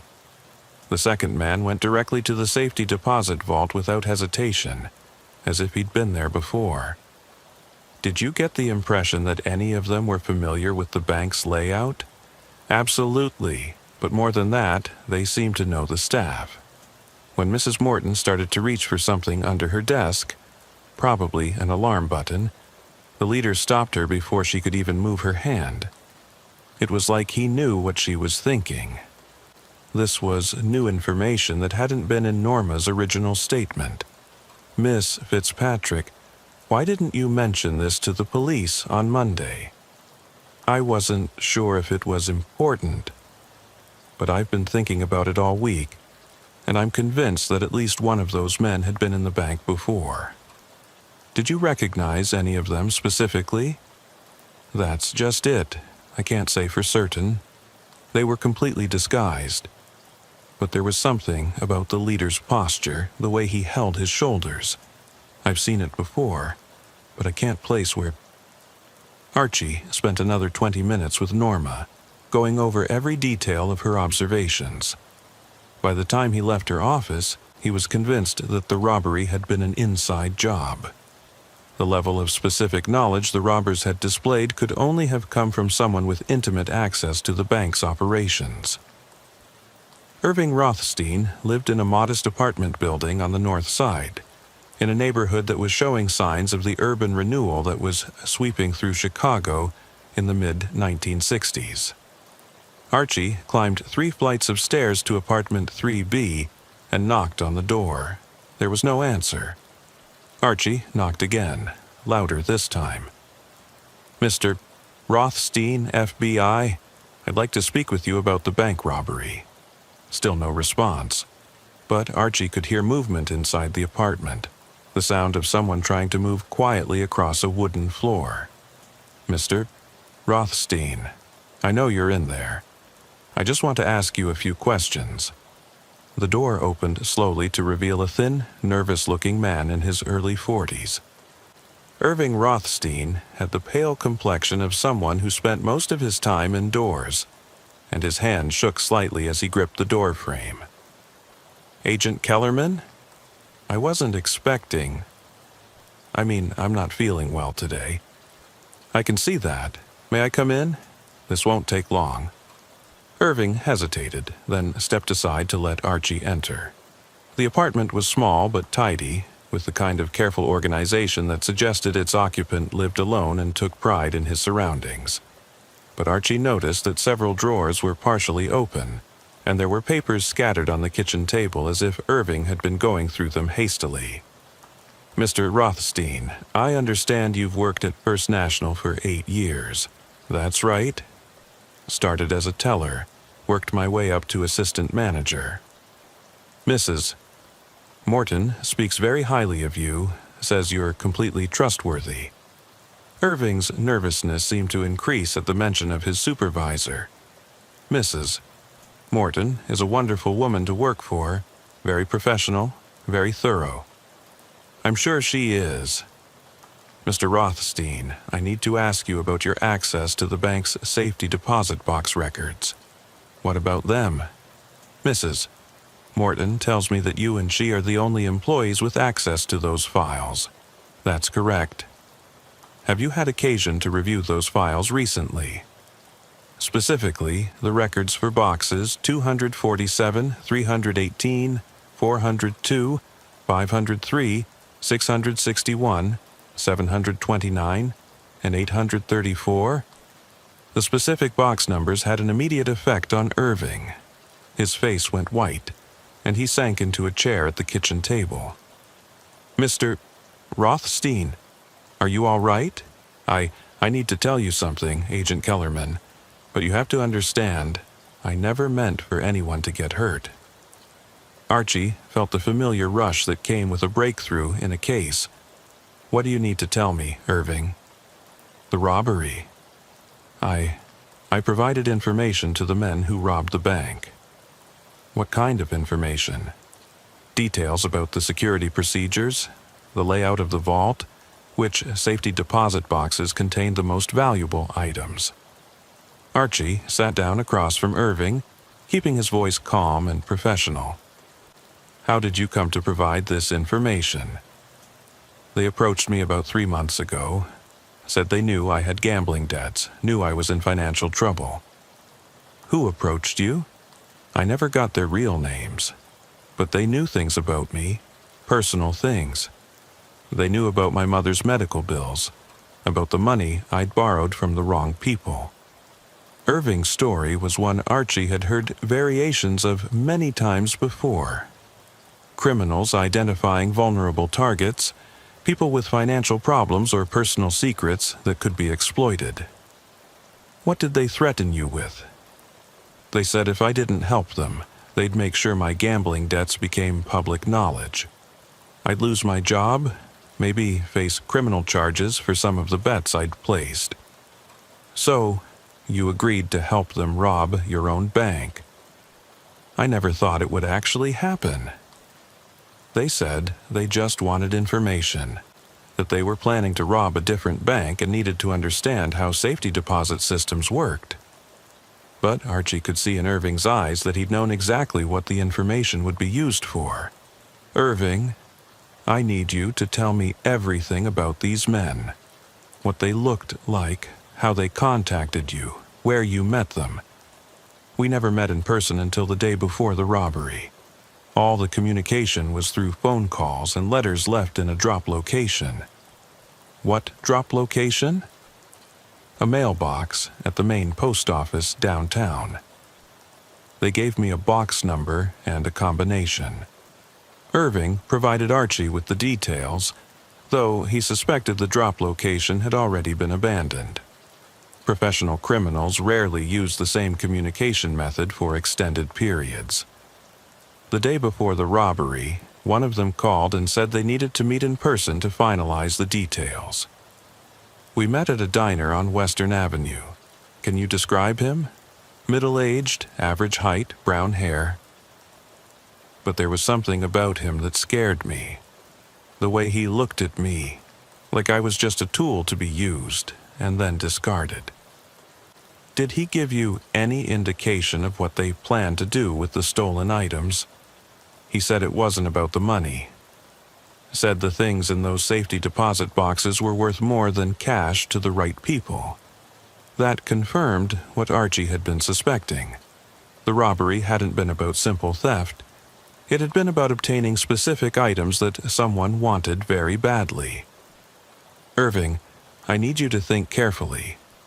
Did this man mention any names, any locations, anything that might help us identify who he was working for? There was one thing. When he was leaving, he got a phone call. I heard him say something about reporting to the organization, and that everything was proceeding according to plan. The organization? That's all I heard. But Agent Kellerman, there's something else you need to know. What's that? They didn't just rob the bank for money or jewelry. Some of those safety deposit boxes contained documents, papers that certain people apparently wanted very badly. What kind of documents? I don't know specifics, but one of the box owners called the bank yesterday. He was terrified, said the papers that were stolen could ruin him if they became public. Archie felt pieces of a larger puzzle beginning to come together. The robbery hadn't been a simple crime of opportunity. It had been a carefully planned operation designed to obtain specific materials that could be used for blackmail or extortion. Irving, who called? Which box owner? Judge Harriman. Box 402. He said the stolen documents contained information that could destroy his career and his family. Archie made detailed notes as Irving provided additional information about the conversation with Judge Harriman. The picture that was emerging was deeply troubling. A sophisticated criminal organization that was using bank robbery as a cover for obtaining blackmail material. But as Archie prepared to leave Irving's apartment, the nervous bank employee provided one final piece of information that would change the entire direction of the investigation. Agent Kellerman, there's one more thing. The man I met at the diner, he said something that didn't make sense to me at the time. What did he say? He said that after the robbery, I should be very careful about who I talk to. Said that the organization had people everywhere, even inside law enforcement. The words sent a chill down Archie's spine. If Irving was telling the truth, then the bank robbery was just the beginning of something much larger and more dangerous. And if the organization really did have people inside law enforcement, then Archie himself might be walking into a trap. As he left Irving's building and walked to his car, Archie found himself looking over his shoulder, wondering if he was being watched. The spring afternoon that had seemed so pleasant earlier now felt ominous, full of unseen threats and hidden dangers. The bank robbery case was becoming something much more complicated than he'd anticipated, and Archie was beginning to suspect that before it was over, his own life might be in danger. The phone in Archie's apartment rang at 3:17 a.m. on Thursday morning, jolting him from an uneasy sleep. He'd been dreaming about masked figures in locked vaults, and for a moment the sound of the telephone seemed to blend with the phantoms in his subconscious. By the fourth ring, he was fully awake and reaching for the receiver. Kellerman. Agent Kellerman, this is Detective Raymond Walsh, Chicago PD. We've got a situation that I think you need to see. Archie glanced at his bedside clock, confirming the ungodly hour. What kind of situation? Your witness from the bank robbery, Norma Fitzpatrick. She's dead. The words hit Archie like a physical blow. He sat up in bed, suddenly completely alert. What happened? Apparent suicide. Neighbor found her hanging in her apartment about an hour ago. But Agent Kellerman, there are some things about this scene that don't sit right with me. I'll be there in 20 minutes. Archie dressed quickly and drove through the empty Chicago streets to Norma's apartment building. Police cars and an ambulance crowded the narrow street, their red and blue lights casting eerie shadows on the brick buildings. Detective Walsh met him at the building's entrance, a heavy-set man in his 50s with tired eyes and the weathered look of someone who'd seen too much during his years on the force. "Third floor," Walsh said as they climbed the stairs. Landlord found the door unlocked when he came to check on a water leak. Norma was hanging from a ceiling beam in the living room. Suicide note? That's one of the things that bothers me. No note, but there was a typewritten letter on her kitchen table, real formal, like a business document. They reached the third floor, where crime scene photographers were finishing their work. Archie could see into Norma's apartment through the open door, and what he saw made his stomach clench with suspicion. The scene was too neat, too organized. Norma's apartment had been immaculate when he'd visited her at work, and even in death everything remained in perfect order. No signs of struggle, no overturned furniture, no indication that she'd been in distress before taking her own life. "Can I see the letter?" Archie asked. Walsh handed him a typed page in a clear evidence bag. The letter was brief and to the point. "I can no longer live with the guilt of what I witnessed at the bank. I should have tried to stop those men, should have done something to help. I cannot bear the weight of knowing that my cowardice contributed to this crime. Please forgive me." It was signed Norma Fitzpatrick, in what appeared to be her handwriting. "Detective Walsh, does this sound like the woman I interviewed yesterday? She was calm, professional, helpful. She showed no signs of guilt or distress about the robbery. That's what struck me, too. Neighbor says Norma seemed normal when she saw her Tuesday evening. No indication she was contemplating suicide." Archie studied the apartment more carefully, looking for anything that might contradict the suicide scenario. The kitchen was clean, dishes washed and put away. The bed was made with military precision. Even the trash can was empty, as if someone had taken care to leave no evidence behind. "Walsh, has the coroner examined the body yet?" "Preliminary look only." But he mentioned something about bruising on her wrists that seemed inconsistent with hanging. That clinched it for Archie. Norma Fitzpatrick had been murdered, and her death was directly related to the bank robbery. Someone had decided that her detailed observations made her too dangerous to leave alive. "I need to see Irving Rothstein," Archie said urgently. "Right now." "The bank employee you interviewed yesterday." "Why?" "Because if they killed Norma to silence her, Irving could be next." They drove to Irving's apartment building with sirens wailing through the pre-dawn darkness. Archie took the stairs 3 at a time, with Walsh close behind. The door to apartment 3B was slightly ajar, which immediately set off alarm bells in Archie's mind. "Irving," Archie called out as he pushed the door open.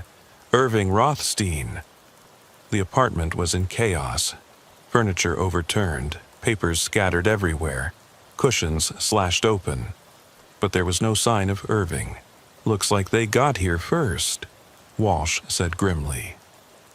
Archie moved through the apartment systematically, cataloging the destruction. This hadn't been a simple burglary. Someone had been looking for something specific, and they'd torn the place apart to find it. In the bedroom, Archie found signs of a struggle. Blood on the carpet, a broken lamp, drag marks leading toward the window. He looked out to see a fire escape that provided access to the alley behind the building. "They took him alive," Archie said, "which means they needed information from him." "Information about what?" "About who else knows what Irving told me yesterday."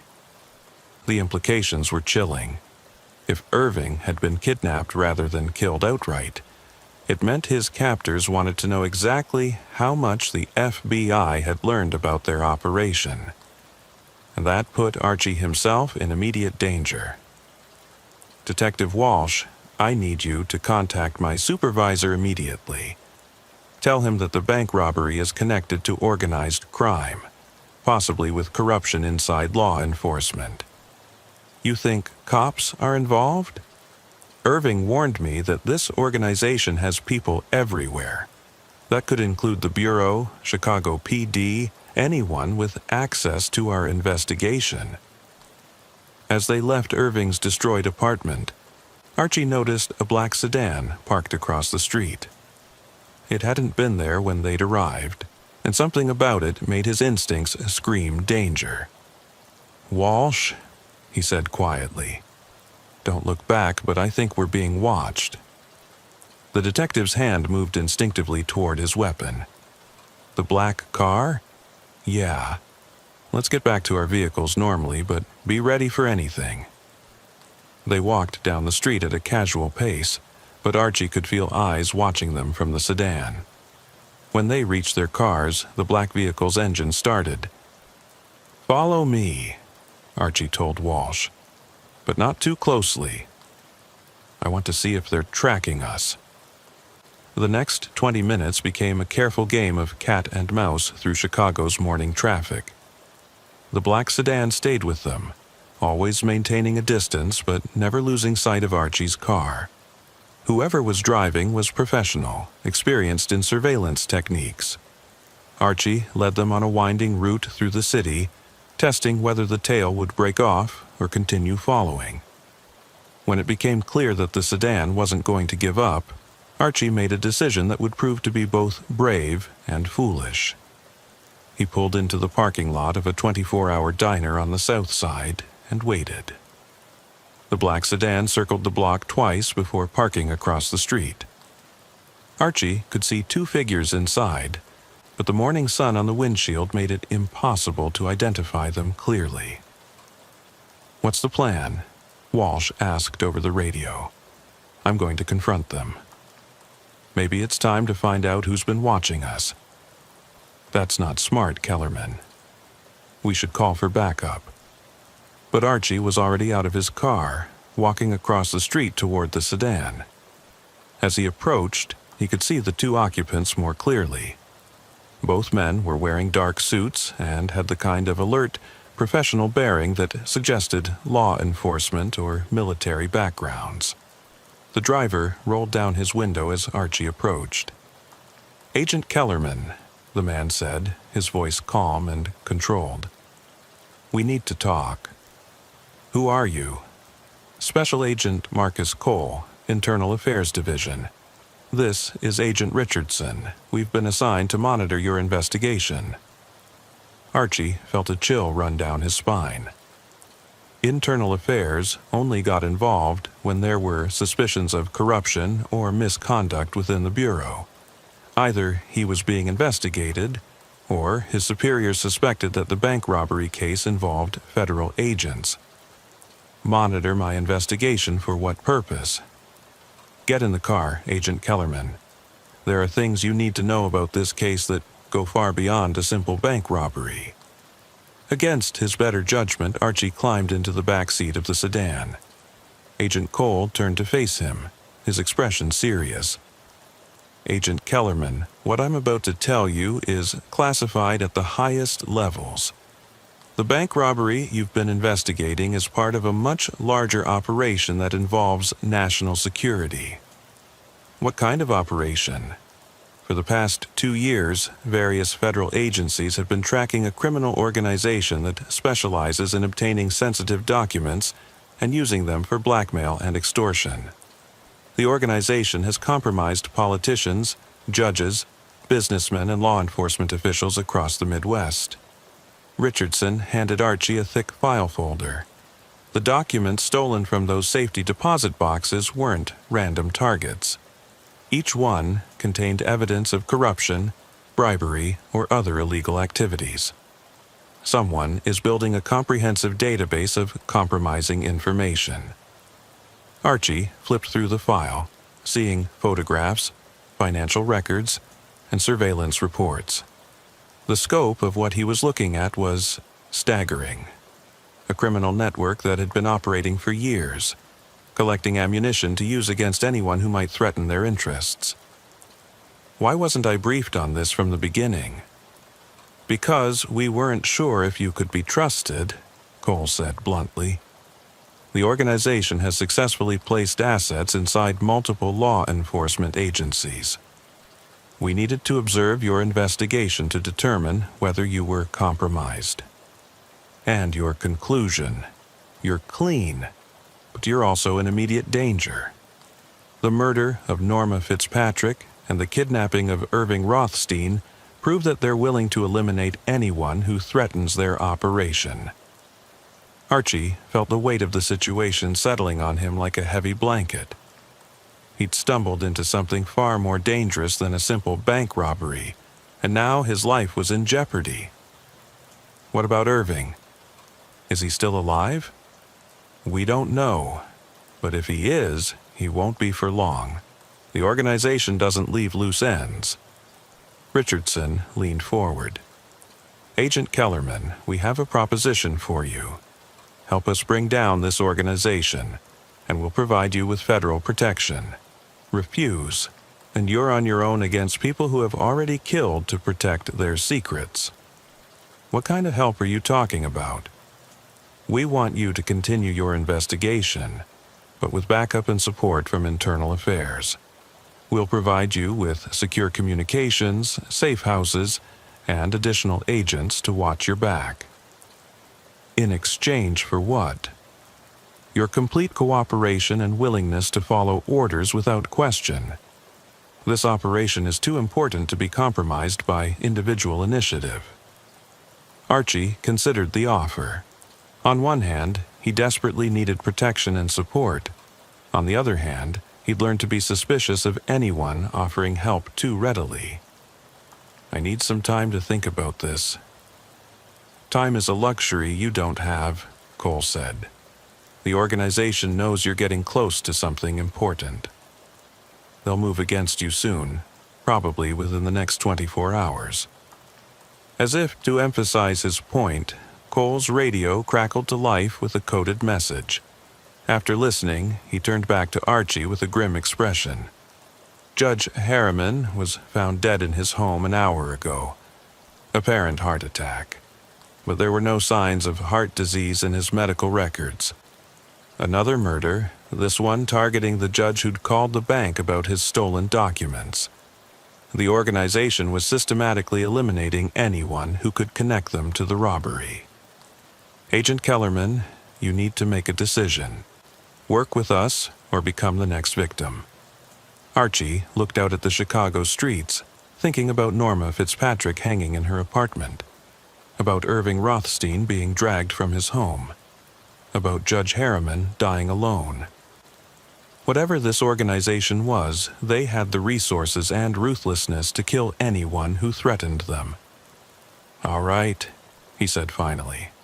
"I'll cooperate. But I want some guarantees, such as complete honesty about the scope of this investigation. No more surprises, no more classified information that suddenly becomes relevant. And I want to know exactly who we're dealing with." Cole and Richardson exchanged glances before Cole nodded. "Fair enough. The organization calls itself the Syndicate, and it's led by a man we know only as the director. He's been operating in the shadows for at least 5 years, building a network of corrupt officials and criminal associates. What's his ultimate goal?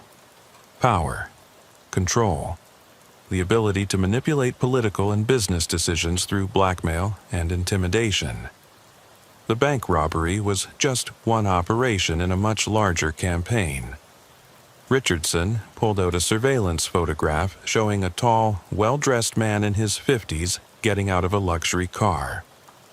This is the only clear photo we have of the director. He was photographed outside a Chicago hotel 3 weeks ago, but by the time our agents arrived, he'd disappeared." Archie studied the photograph, trying to memorize the man's features. The director looked like any successful businessman, the kind of person who could walk into any corporate boardroom or government office without attracting attention. How do we find him? We don't. We let him find us. The organization is going to come after you, Agent Kellerman, and when they do, we'll be ready for them. The plan that Cole outlined was both simple and terrifying. Archie would continue his investigation publicly, making himself an obvious target for the syndicate. When they moved against him, internal affairs agents would be positioned to capture members of the organization and force them to reveal information about their leadership. "You're asking me to be bait," Archie said. "Yes, but bait with the full protection of the federal government." Archie agreed to the plan, though every instinct told him that he was walking into a trap. As they drove him back to his car, Cole provided him with a special radio frequency for emergency communication and the address of a safe house where he could retreat if the situation became too dangerous. "One more thing," Richardson said as Archie prepared to leave. "Don't trust anyone else with information about this operation. The syndicate has demonstrated an ability to compromise law enforcement at every level, including the FBI, especially the FBI." Archie drove back to his apartment, his mind racing with the implications of what he'd learned. The bank robbery had been just the tip of an iceberg, a small part of a criminal conspiracy that reached into the highest levels of government and law enforcement. As he parked outside his building, Archie noticed that his apartment windows were dark, though he was certain he'd left a lamp burning when he'd rushed out earlier. Someone had been inside his home. He drew his weapon and approached the building carefully, using the shadows for cover. The front door was locked, showing no signs of forced entry. But when he reached his apartment on the second floor, he could see that the lock had been professionally picked. The apartment had been searched with the same thoroughness that had been applied to Irving's place, but with much more care. Nothing was obviously disturbed, but Archie could tell that every drawer had been opened, every closet examined, every hiding place investigated. On his kitchen table was a single sheet of paper with a typewritten message. "Agent Kellerman, you have become involved in matters that don't concern you.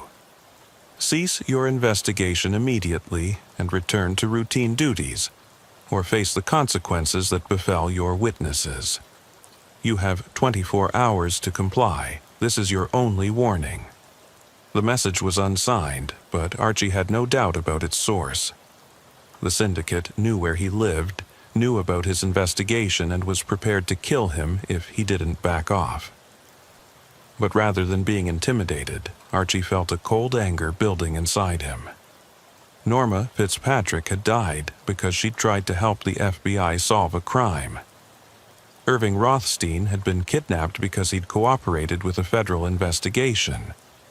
Judge Harriman was dead because criminals had stolen documents from his safety deposit box. The syndicate had made this personal, and Archie was determined to make them pay for their crimes. He called the emergency number Cole had given him and arranged to meet at the safe house. As he gathered essential items from his apartment, Archie reflected on how quickly his life had changed. 48 hours ago, he'd been investigating a simple bank robbery.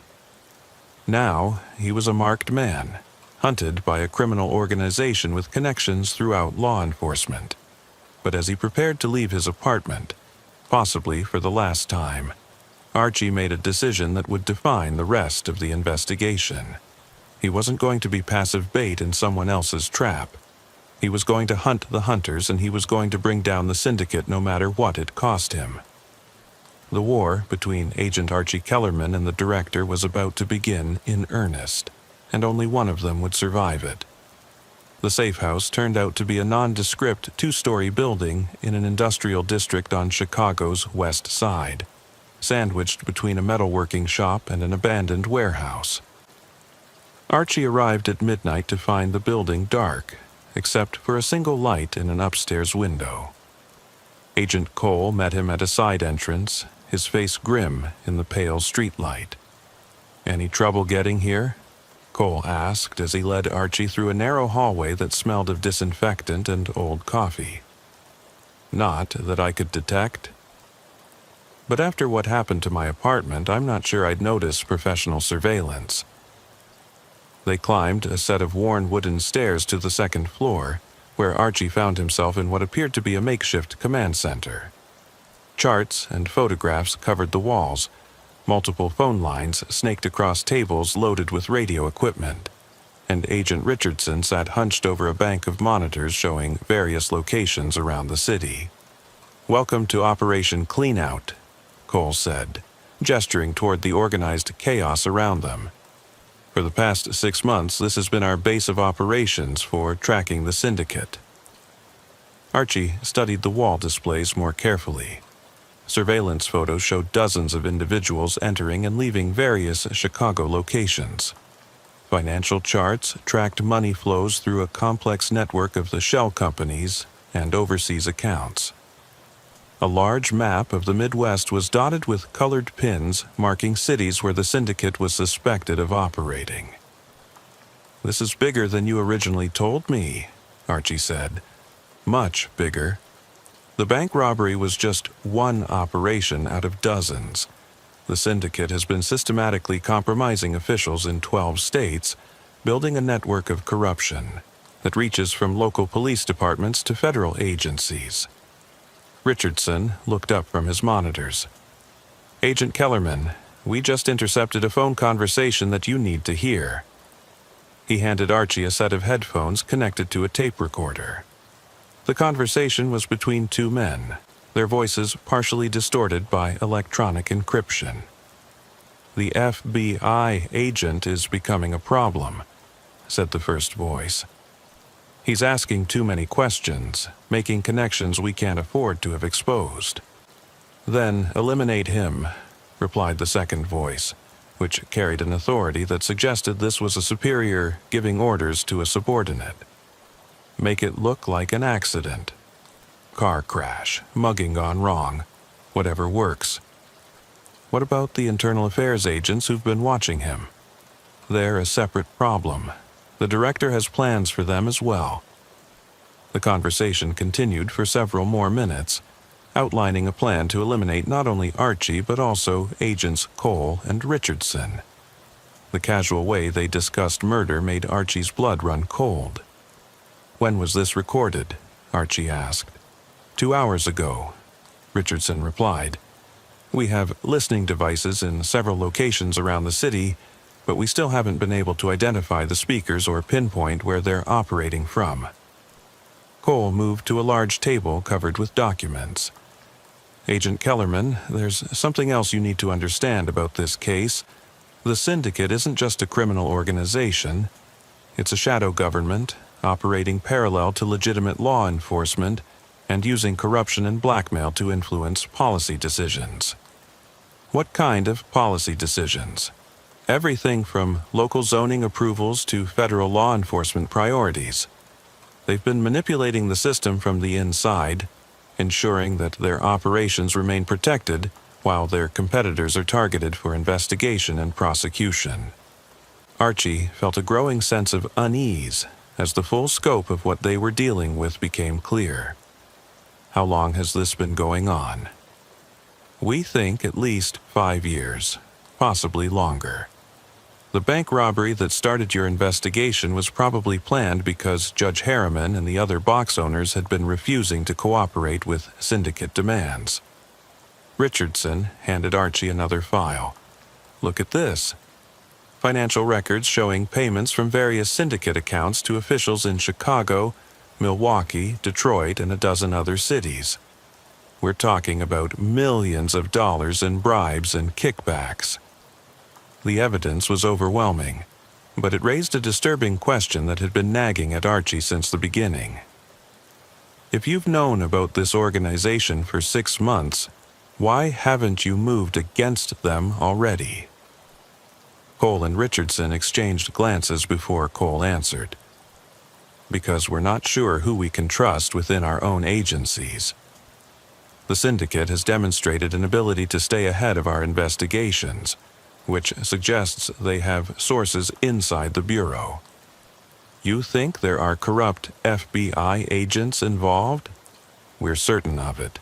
3 previous operations against the syndicate have been compromised before they could be executed.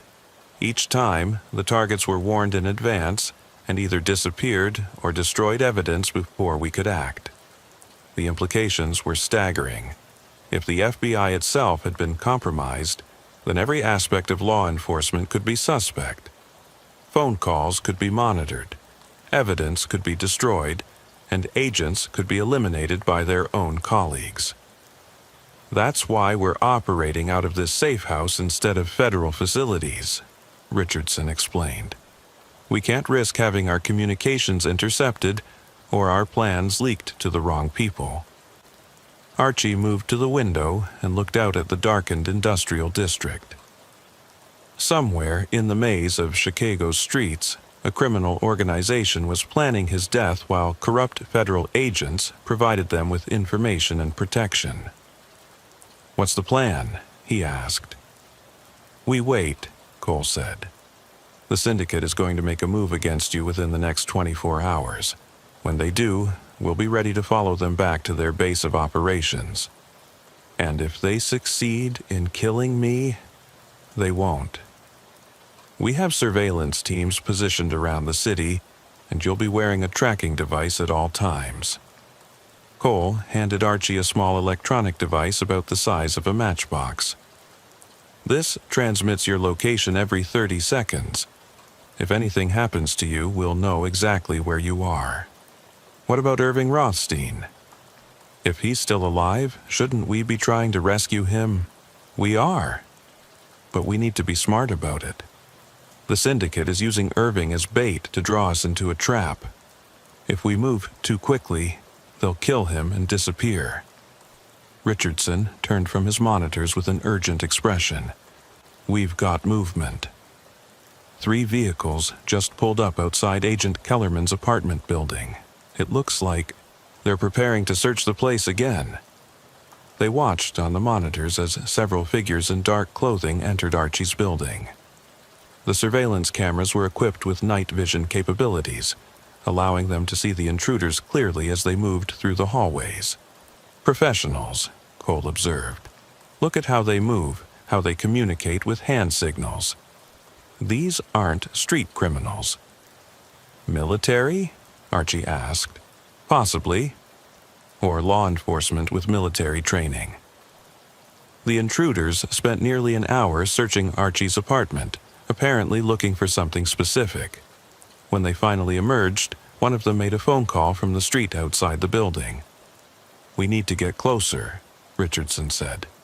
"If we can intercept that phone conversation, we might be able to identify who they're reporting to." But before they could react, the surveillance monitors went dark one by one. Someone was systematically disabling their cameras around the city. They know about our surveillance network, Cole said grimly. We're blind. The realization hit them like a physical blow. If the syndicate could identify and disable their monitoring equipment, it meant they had detailed knowledge of the internal affairs operation. There was definitely a leak inside federal law enforcement. We need to move, Archie said. If they know about this safe house, we're sitting ducks. Agreed. But where do we go? If they have people inside the Bureau, no federal facility is safe. Richardson was already packing essential equipment into portable cases. I know a place. My brother owns a fishing lodge about 50 miles north of the city. It's isolated. No phone service, no way for anyone to track us there. How do we know your brother can be trusted? Because he doesn't know what we do for a living. As far as he's concerned, we're insurance investigators working on a fraud case. They loaded their equipment into 2 vehicles, taking different routes out of the city to avoid being followed. Archie found himself in Cole's sedan, watching the Chicago skyline disappear in the rearview mirror as they drove north through the darkness. Agent Kellerman, Cole said, after they'd been driving for 20 minutes. There's something I need to tell you about this investigation. What? The bank robbery that started this whole thing wasn't random. The syndicate specifically targeted those safety deposit boxes because they knew we were getting close to exposing their operation. What do you mean? Judge Harriman wasn't just another victim. He was secretly cooperating with our investigation, providing us with information about syndicate activities in the Chicago court system. Archie felt pieces of a larger puzzle clicking into place. The documents in his safety deposit box contained evidence of syndicate corruption. Exactly. And when they robbed the bank, they didn't just steal evidence. They identified everyone who might have been cooperating with federal authorities. Irving Rothstein wasn't the only inside source. No. The syndicate has been systematically eliminating potential witnesses and informants. Norma Fitzpatrick was killed because her observations could have led to identification of the robbers. Judge Harriman died because he was actively working against them. The fishing lodge turned out to be a rustic cabin on the shores of a small lake surrounded by dense pine forest. Richardson's brother had left the key under a flower pot as promised, and they were able to settle in without attracting attention from any neighbors. Inside the cabin, they re-established their command center using portable equipment. Radio communications were limited, but they were able to maintain contact with other federal agents who were continuing the investigation in Chicago. "Any word on Irving?" Archie asked as Richardson tuned the radio frequencies. "Still alive, as far as we know. Our sources inside the Chicago PD report that his apartment has been under surveillance since yesterday, suggesting the syndicate is using it as a base of operations. Then we know where to find them." It's not that simple. The building is located in a densely populated neighborhood, and any assault would put dozens of innocent civilians at risk. Cole spread a map of Chicago on the cabin's kitchen table. We need to draw them out into the open, away from potential hostages. How? By giving them a target they can't resist. You, Agent Kellerman. The plan that Cole outlined was both elegant and terrifying. Archie would return to Chicago and make himself visible, conducting his investigation in public locations where the syndicate would be forced to act in the open. When they moved against him, federal agents would be positioned to capture them and force them to reveal Irving's location. "You're asking me to walk into the lion's den," Archie said. "Yes, but this time the lion won't see us coming." They spent the rest of the night refining the plan, identifying locations where Archie could conduct his investigation while remaining visible to syndicate surveillance. The key was to appear vulnerable while actually being protected by hidden federal agents. As dawn broke over the lake, Archie found himself thinking about the witnesses who had already died because of this case. Norma Fitzpatrick had tried to help the FBI and paid with her life. Judge Harriman had cooperated with federal investigators and been murdered for his efforts. "I want guarantees," Archie told Cole as they prepared to return to Chicago. "If this goes wrong, if I don't make it out alive, I want assurance that the investigation will continue. You have my word." "That's not enough." "I want documentation, copies of all evidence, backup plans in case the entire internal affairs team is compromised." Cole hesitated, then nodded. "Fair enough. Richardson, prepare a complete case file for transmission to FBI headquarters. If anything happens to us, at least someone will know what we discovered." The drive back to Chicago took them through small towns that looked peaceful and innocent in the morning sunlight. Archie found it hard to believe that somewhere in this landscape, a criminal organization was planning murder while corrupt federal agents provided them with protection and information. But as they reached the outskirts of the city, Richardson's radio crackled to life with an urgent message.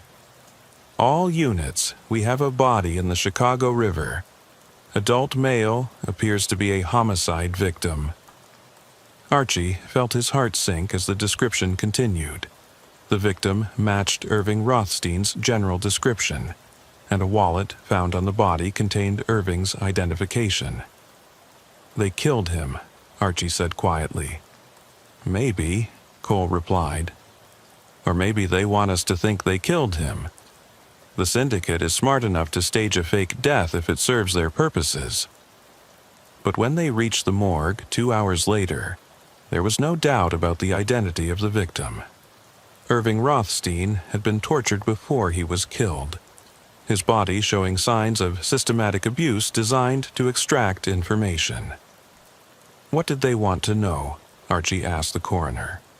"Hard to say for certain, but the pattern of injuries suggests they were trying to get him to talk about something specific. Multiple sessions over several days. The coroner's report made for grim reading. Irving had been kept alive for nearly a week, while his captors used increasingly brutal methods to extract information from him. Whatever secrets he'd possessed, he'd taken them to his grave. "At least, we know he didn't break," Richardson said as they left the morgue. "If he'd told them everything he knew, they would have killed him immediately." But Archie wasn't so sure. Irving had been a frightened man who'd already betrayed his employers once for money. Under torture, he might have revealed everything about his cooperation with the FBI. "We have to assume they know everything Irving knew," Archie said. "That means they know about our investigation, our methods, possibly even our identities." "Which makes this operation even more dangerous," Cole agreed. "But also more necessary. If we don't stop them now, they'll continue killing witnesses and corrupting officials until they control the entire law enforcement system." As they drove through Chicago's busy streets, Archie noticed that they were being followed by the same black sedan he'd seen outside Irving's apartment building. The syndicate wasn't even trying to hide their surveillance anymore. "They're getting bold," Richardson observed. "Or desperate," Cole replied. "Either way, it means we're close to something important." The sedan followed them for several miles before breaking off near the downtown financial district. But Archie had the unsettling feeling that they were still being watched, possibly by assets the syndicate had placed throughout the city. "When do we start the operation?" Archie asked. "Tomorrow morning. We've arranged for you to meet with Gladys Morton at the bank, supposedly to follow up on some details of the robbery investigation. And then? Then we see who comes out of the woodwork to silence you." That evening, Archie sat in his hotel room reviewing the case files and trying to prepare himself mentally for what was essentially a suicide mission. If the plan worked, they would identify and capture members of the syndicate.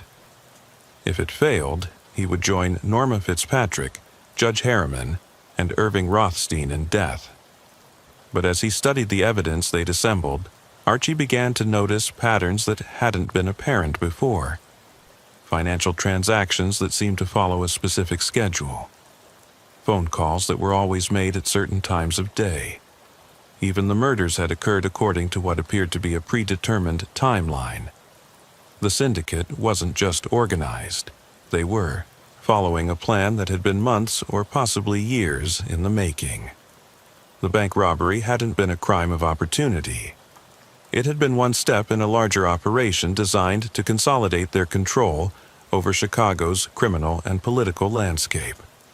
And Archie was beginning to suspect that tomorrow's operation might be walking directly into the climax of that plan.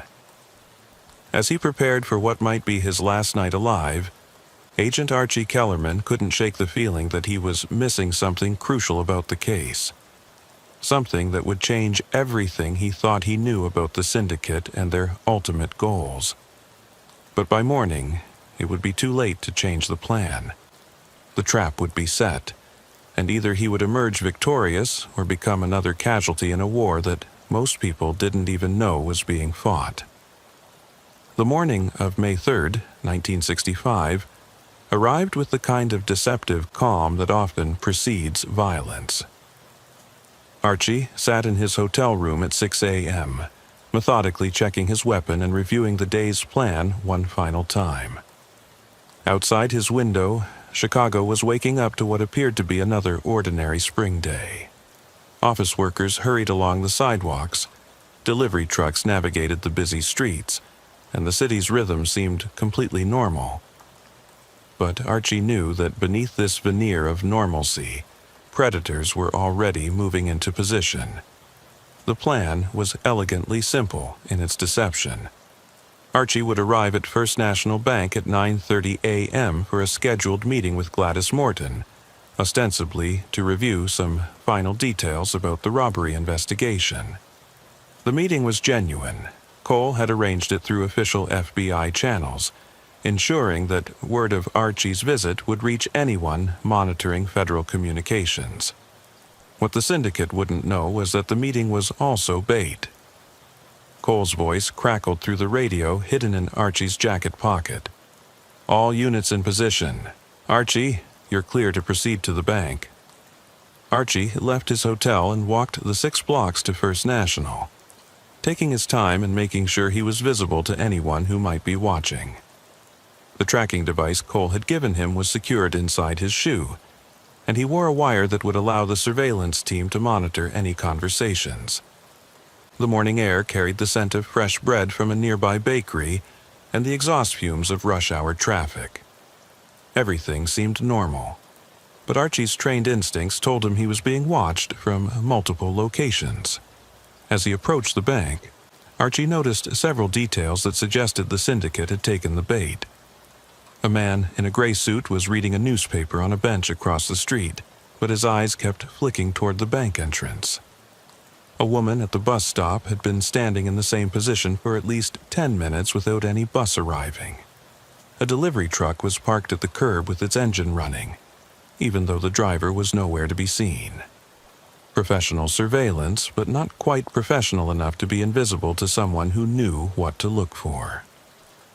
Archie entered the bank and was immediately greeted by Gladys Morton, who appeared nervous despite being briefed on the operation. She led him to her office, maintaining the pretense of a routine follow-up interview. "Agent Kellerman," she said once they were seated, "I'm not comfortable with this. If these people are as dangerous as you say, won't this put the bank's customers and employees at risk?" "Mrs. Morton, the building has been evacuated except for essential personnel, and there are federal agents positioned throughout the area. You're as safe as we can make you." But even as he said the words, Archie wondered if that was true. The syndicate had demonstrated an ability to stay ahead of federal investigations, and their willingness to commit murder suggested they wouldn't hesitate to kill innocent bystanders if it served their purposes. 20 minutes into their staged meeting, Archie's earpiece crackled with Richardson's voice. "We've got movement. 3 vehicles converging on the bank from different directions. This is it." Archie felt his pulse quicken as adrenaline flooded his system. After days of preparation, the moment of truth had arrived. "Mrs. Morton, I need you to go to the basement vault and stay there until this is over. Don't come out no matter what you hear." Gladys nodded and hurried from her office, leaving Archie alone to face whatever was coming. The first indication that something was wrong came when the bank's lights suddenly went out. Emergency lighting kicked in a moment later, but the main power had been cut with professional precision. "They're jamming our communications," Cole's voice said through heavy static in Archie's earpiece. "We're going to radio silence. Good luck." Archie drew his weapon and moved to the office window that overlooked the main banking floor. What he saw below made his blood run cold. 6 men in dark clothing had entered the bank, moving with military precision and carrying weapons that were far more sophisticated than anything typical bank robbers would possess. These weren't the same people who had committed the original robbery. These were professionals, possibly military contractors or corrupt federal agents. But what chilled Archie to the bone was the realization that they weren't there to rob the bank. They were there to kill him. The leader of the group gestured to his men, and they began systematically searching the building. They moved like a trained assault team, clearing each area methodically before advancing to the next. Archie retreated deeper into the office area, looking for a defensive position or an escape route. But the bank's layout worked against him. There were only 2 ways out of the building, and both were now controlled by the armed intruders. His earpiece crackled again, this time with a voice he didn't recognize. "Agent Kellerman, this is Director Phillips, FBI. Can you hear me?" Archie hesitated before responding. The voice carried authority, but given what Cole had told him about corruption within the Bureau, he couldn't be sure this was a legitimate federal agent. "This is Kellerman. Identify yourself properly." "Agent Kellerman, I'm the assistant director in charge of the Chicago field office. We have a situation that requires your immediate cooperation." "What kind of situation?" "The agents you've been working with, Cole and Richardson, are not legitimate federal personnel. They're part of the criminal organization you've been investigating." The words hit Archie like a physical blow. If Phillips was telling the truth, then everything he thought he knew about the investigation was wrong. "That's impossible. They've been helping me track the syndicate." "Agent Kellerman, Agents Cole and Richardson are the syndicate. They've been using you to identify and eliminate potential witnesses to their operation." Archie's mind raced as he tried to process this information.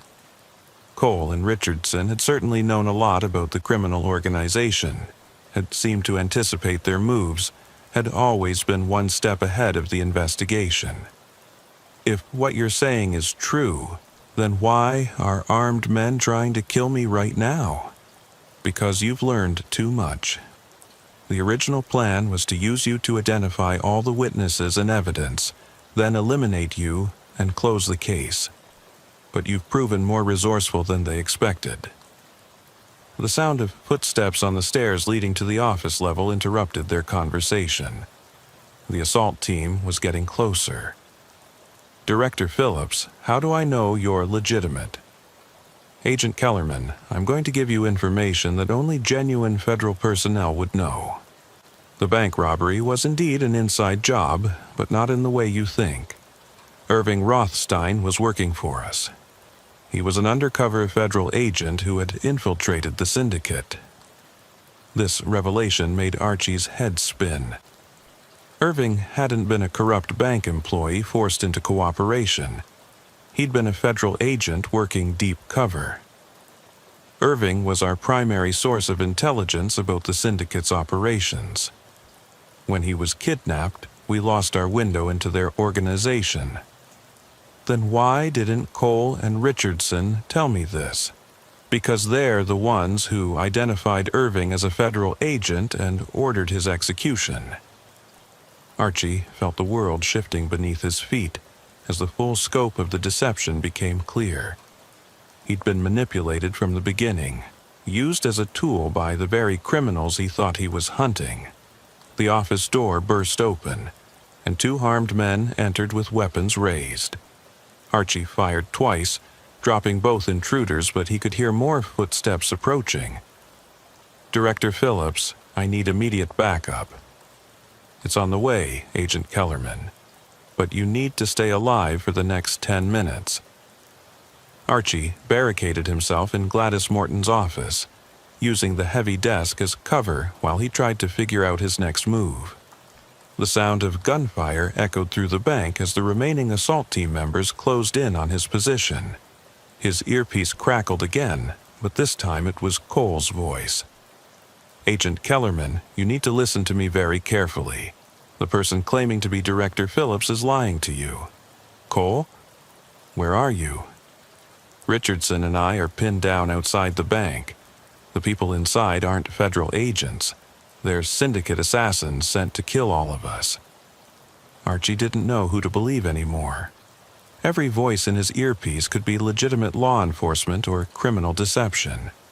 "Cole, if you're really federal agents, then prove it. Tell me something only the Bureau would know. Agent Kellerman, your real name is Archibald James Kellerman, badge number 3847. You've been with the Bureau for 12 years, and your supervisor is Assistant Director Warren Mitchell." The information was accurate, but Archie realized that sophisticated criminals could have obtained those details through corruption or computer infiltration. "That's not enough, Cole. Anyone with access to personnel files could know that. Your father was killed in the line of duty when you were 16. He was a police officer in Detroit, shot during a bank robbery that was remarkably similar to the one we've been investigating. This information was more personal, the kind of detail that wouldn't be in official files. But Archie's paranoia had reached the point where he couldn't trust anyone. The sound of splintering wood indicated that the assault team was breaking down the office door. Archie had perhaps 30 seconds before they would breach his defensive position. "Whoever you really are," he said into his radio, "I need help right now. Agent Kellerman, this is Director Phillips again. The men outside the bank claiming to be federal agents are imposters. Do not trust them under any circumstances. And the men inside the bank trying to kill me? They're a syndicate assassins. Your only chance is to get to the roof. A helicopter is en route to extract you." The office door exploded inward, and Archie found himself facing 3 heavily armed men who moved with the precision of professional soldiers. He dove behind the filing cabinet as bullets shredded the office furniture around him. Returning fire, Archie managed to wound one of the attackers, but he was severely outgunned and running low on ammunition. The stairway to the roof was blocked by the assault team, and the windows were too high for him to escape that way. That's when he remembered the safety deposit vault in the basement. If Gladys Morton was still down there, she might have access to an emergency exit or a way to contact legitimate law enforcement. Archie shot out the office window and fired several rounds into the air, hoping to confuse the assault team about his location. Then he slipped out of the office through a rear door and made his way toward the basement stairs. The basement was dark and filled with the mechanical sounds of the bank's heating and electrical systems. Archie called out softly for Gladys, but there was no response. As he moved deeper into the basement, Archie discovered something that changed his understanding of the entire situation. Hidden behind a false wall was a sophisticated communications center, complete with radio equipment, computer terminals, and surveillance monitors showing various locations around Chicago. The First National Bank wasn't just a financial institution, it was a front for intelligence operations. Agent Kellerman. Archie spun around to see Gladys Morton emerging from the shadows, but she was no longer the nervous bank manager he'd interviewed. She moved with the confidence of someone trained in intelligence work, and she was carrying a weapon. "Mrs. Morton?" What is this place? This is the real reason the bank was robbed, Agent Kellerman. Not for money or safety deposit box contents, but to access this communications center. You're not really a bank manager. I'm Agent Gloria Whitman, CIA. This facility has been monitoring syndicate activities for the past 2 years. Another revelation that turned everything upside down. The bank robbery hadn't been about stealing documents or money. It had been an intelligence operation designed to compromise a federal surveillance post. Agent Whitman, I need to know who I can trust. There are people outside claiming to be federal agents, people inside trying to kill me, and voices on the radio giving me conflicting information. The truth is more complicated than you've been told. The syndicate isn't just a criminal organization. It's a rogue intelligence operation that includes personnel from multiple federal agencies. Gloria led him to the communications console and activated a secure channel. This is Blackbird Base. We have Agent Kellerman secure. Request immediate extraction. Blackbird Base, this is Control. Extraction team is en route. Be advised, the facility is compromised. Initiate destruction protocol. Gloria began entering codes into the computer system. Agent Kellerman, this entire facility is going to be destroyed in 5 minutes to prevent the syndicate from accessing our intelligence files. What about the people upstairs? They're not going to survive anyway. The syndicate doesn't leave witnesses. The reality of his situation hit Archie like a sledgehammer. He wasn't just caught in the middle of a bank robbery investigation. He was trapped in a battle between competing intelligence agencies with both sides willing to commit murder to protect their secrets. Agent Whitman, how do I know you're telling me the truth? Because if I wanted you dead, you'd already be dead. I've had multiple opportunities to kill you since you entered the basement. The sound of footsteps on the basement stairs indicated that, even if we survive, you'll never be able to speak about what happened here. What about justice for the people who were murdered? Norma Fitzpatrick, Judge Harriman, Irving Rothstein. Their deaths will be recorded as unrelated incidents. The official story will be that the bank robbery was solved and the perpetrators were killed resisting arrest. The first members of the assault team appeared at the bottom of the stairs, and the basement erupted in gunfire. Gloria proved to be an excellent shot, dropping 2 attackers before they could find cover. But Archie could see that they were still outnumbered and would eventually be overwhelmed. The extraction team better get here soon, he said, as bullets ricocheted off the concrete walls around them. Agent Kellerman, there's something else you need to know. The bank robbery was just one operation in a larger plan. The syndicate has been systematically compromising intelligence operations across the Midwest. What's their ultimate goal? To create a parallel intelligence network that operates outside government oversight. They want to control information flow and decision-making at the highest levels of government. A massive explosion from somewhere above them shook the entire building. Dust and debris rained down from the ceiling as the basement filled with smoke. What was that? Archie coughed. The extraction team clearing a path to the roof. We need to move now. They fought their way through the remaining assault team members and climbed the stairs to the main banking floor. The building was filled with smoke and the acrid smell of explosives, but Archie could hear the sound of helicopter rotors outside. As they reached the roof, Archie saw a military helicopter hovering over the building, while federal agents rappelled down ropes to secure the area. But he also saw something else that made his blood run cold. Standing on a nearby rooftop, watching the operation through binoculars, was the man from the surveillance photograph. The mysterious figure that Cole and Richardson had identified as the director. Even from a distance, Archie could see that the man was smiling. "Agent Whitman," Archie shouted over the noise of the helicopter. "The director is watching us." He's on the building across the street. Gloria looked where Archie was pointing, and her face went white. That's impossible. Intelligence reports indicated he was in Detroit this week.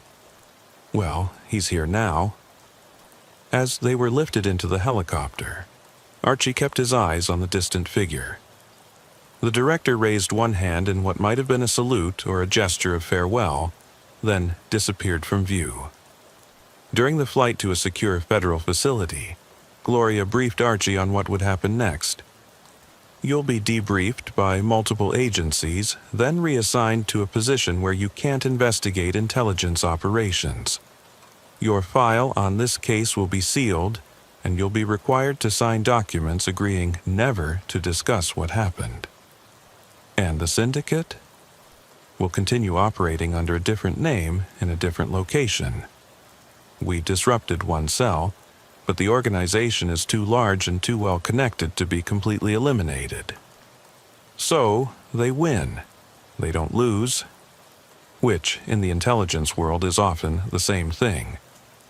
As Chicago disappeared beneath them, Archie reflected on everything he'd learned during the investigation. The bank robbery had been real, but it had been orchestrated by intelligence operatives rather than common criminals. The witnesses had been murdered not to cover up a simple crime, but to protect state secrets. And the corruption within law enforcement ran so deep that it might never be fully exposed. But the most disturbing realization was that he still didn't know who to trust. Gloria Whitman claimed to be CIA, but so had others who turned out to be criminals.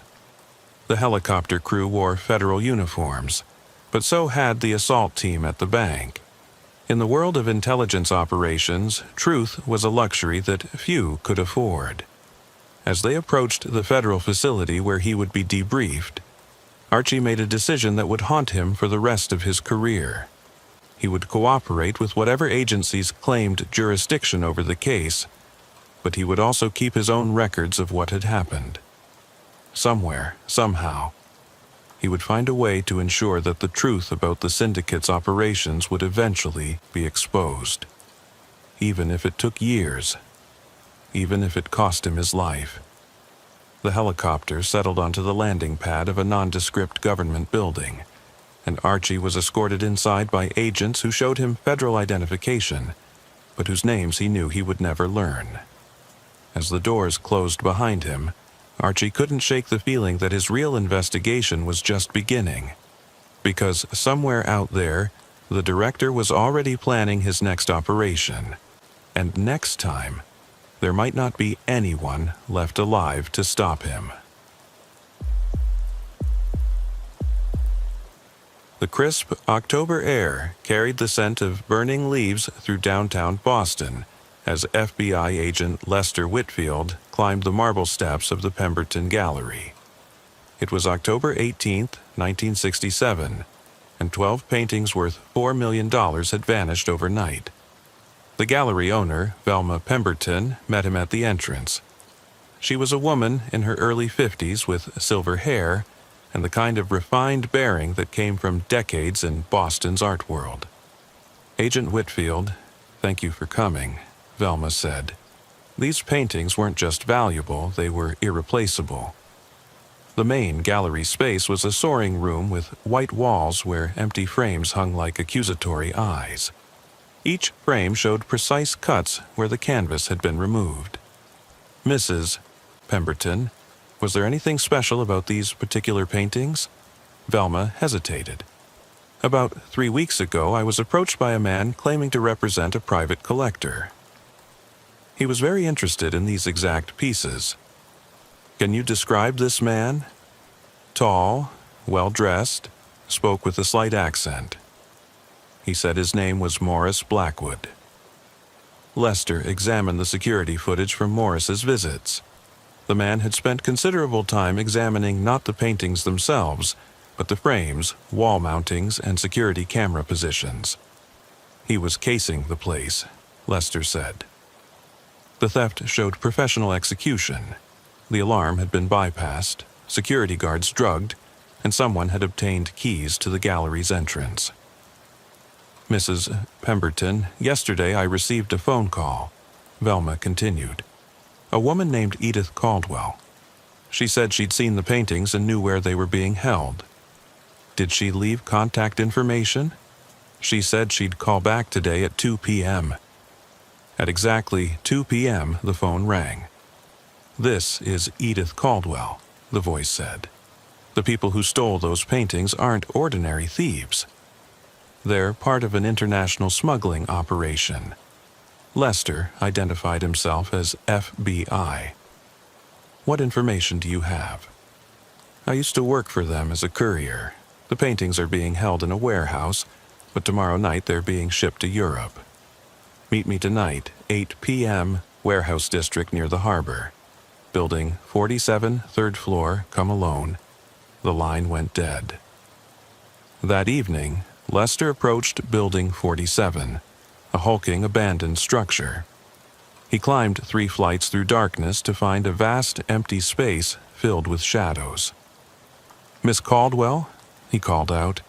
Agent Whitfield. Edith emerged from the shadows, younger than expected. Dark hair, sharp features partially concealed by dim lighting. The theft is connected to international smuggling that uses stolen art to move money across borders, she explained. I was a courier, but I want those paintings returned because Velma Pemberton was kind to me once. She handed him an address. That's where you'll find them. But Morris Blackwood is the most dangerous man you'll ever meet. He decides who lives and dies. Where is he now? Probably watching us right now. Edith disappeared down the stairwell, leaving Lester alone. As he prepared to follow, he heard footsteps. Multiple sets moving up the stairs. Someone else was in the building. Lester drew his weapon and pressed himself against the brick wall, listening as the footsteps grew closer. 3 distinct sets of steps, moving with the careful precision of professionals who knew how to approach a target without making unnecessary noise. The moonlight, streaming through the boarded windows, created a patchwork of shadows that could conceal an army, and Lester realized that his position near the center of the warehouse floor made him completely exposed.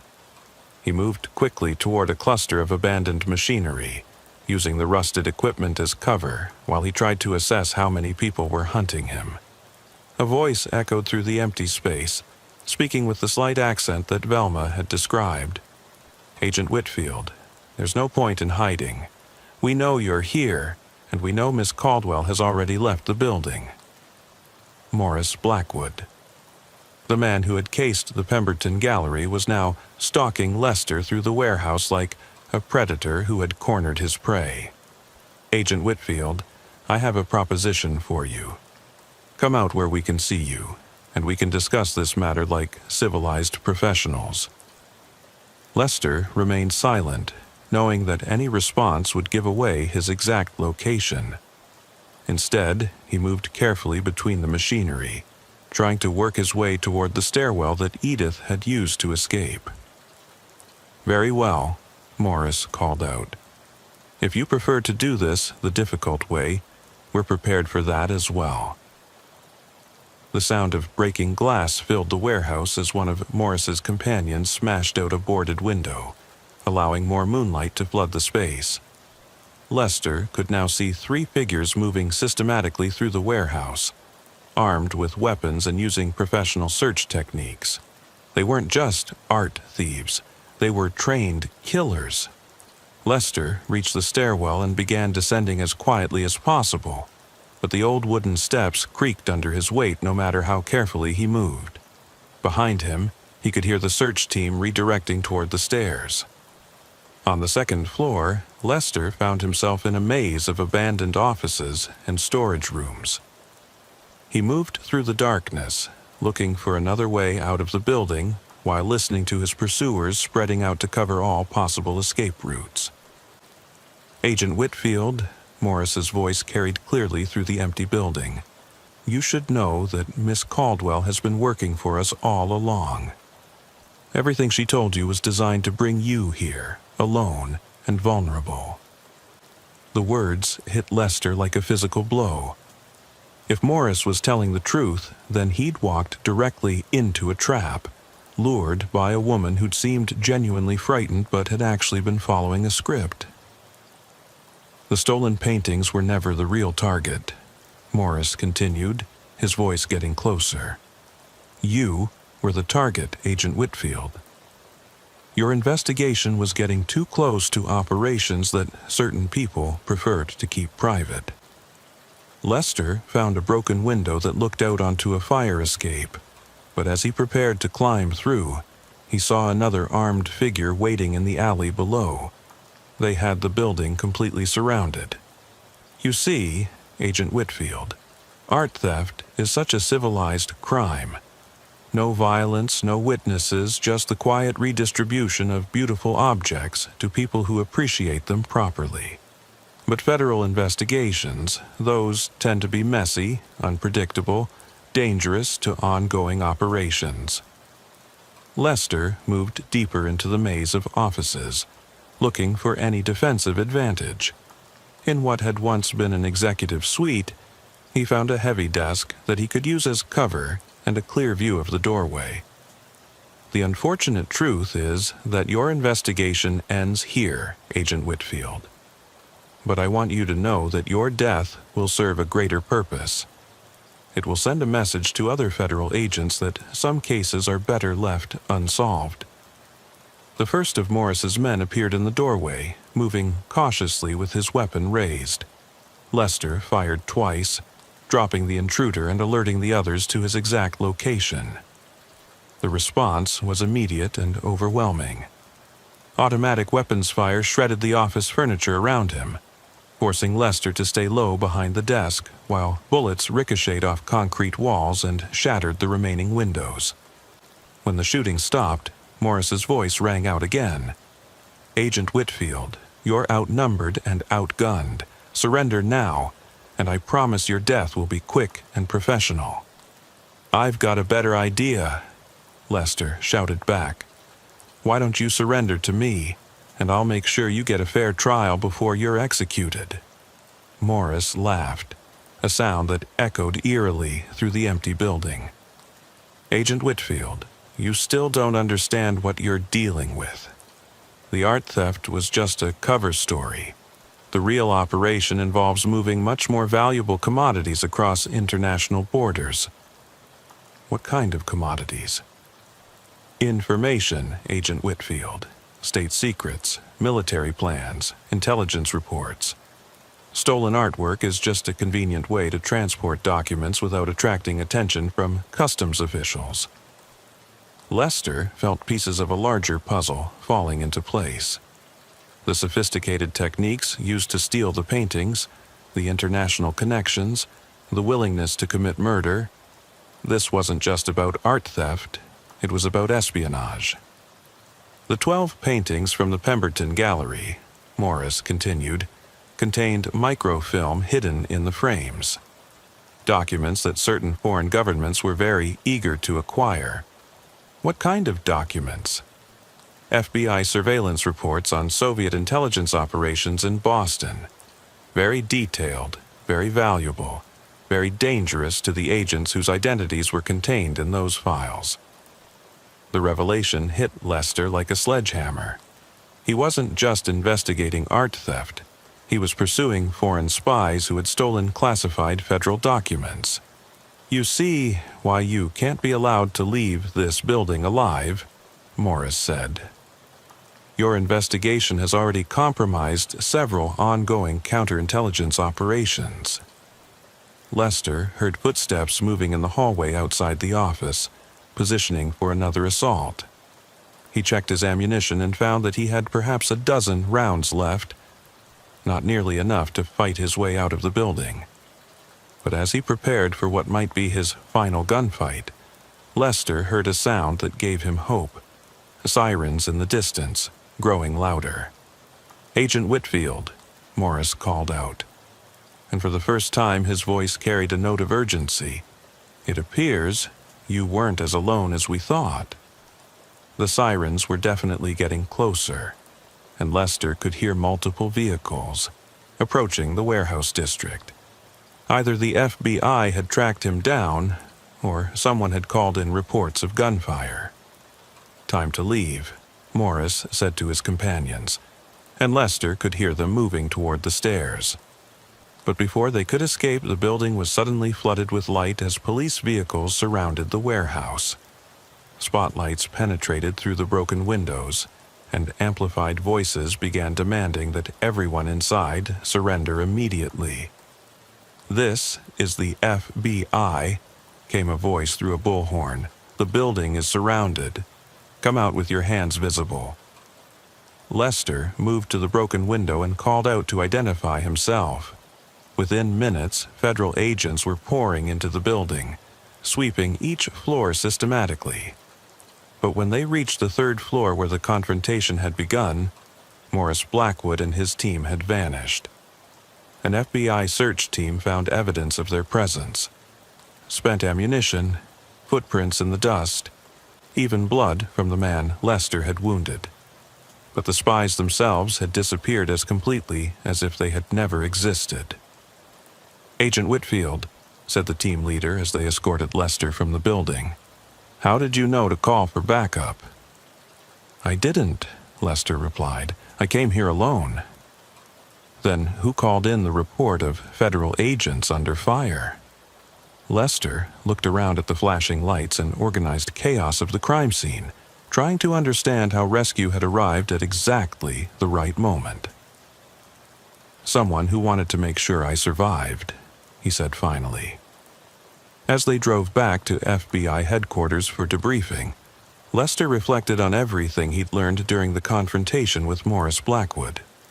The stolen paintings had been a cover for espionage operations, but that raised troubling questions about how foreign agents had gained access to classified FBI surveillance reports. The next morning, Lester met with his supervisor to discuss the case and its implications. "Agent Whitfield, based on your report, we're treating this as a matter of national security rather than a simple art theft," Assistant Director Reynolds said. "The paintings themselves are secondary to the intelligence documents that were apparently hidden in the frames." "What about Morris Blackwood and his team?" "They've disappeared completely. No trace of them at any border crossings, airports, or known safe houses. Professional intelligence operatives with excellent escape plans." "And Edith Caldwell?" "Also gone." Which raises the question of whether she was really helping you or leading you into a trap. Lester had been wondering about that himself. Edith's warning about Morris being dangerous had seemed genuine, and her information about the warehouse had led to the confrontation that exposed the espionage operation. "Sir, I think Edith Caldwell saved my life. If she hadn't insisted on meeting at the warehouse, we never would have discovered that this case involved foreign intelligence operations. Or she could have been following orders to expose you to Morris Blackwood in a location where your death could be easily arranged." Reynolds handed him a thick file folder. "Agent Whitfield, this case is being transferred to our counterintelligence division. Your role in the investigation is officially over." "What about the stolen paintings? What about Velma Pemberton's collection?" "Secondary priorities. The recovery of classified documents takes precedence over art theft." But as Lester left the meeting, he couldn't shake the feeling that there were still pieces of the puzzle he didn't understand. Why had Morris and his team allowed themselves to be trapped in the warehouse when they clearly had escape routes planned? Why had backup arrived at exactly the right moment? And what had happened to the stolen paintings? That afternoon, he drove back to the Pemberton Gallery to update Velma on the investigation status. What he found there would change his understanding of the entire case. The Pemberton Gallery looked different when Lester arrived that afternoon. The empty frames that had hung accusingly on the walls for over a week were gone, replaced by new paintings that seemed to glow in the carefully positioned lighting. Velma stood in the center of the main gallery space, directing two men in coveralls who were adjusting the position of a large landscape painting. "Mrs.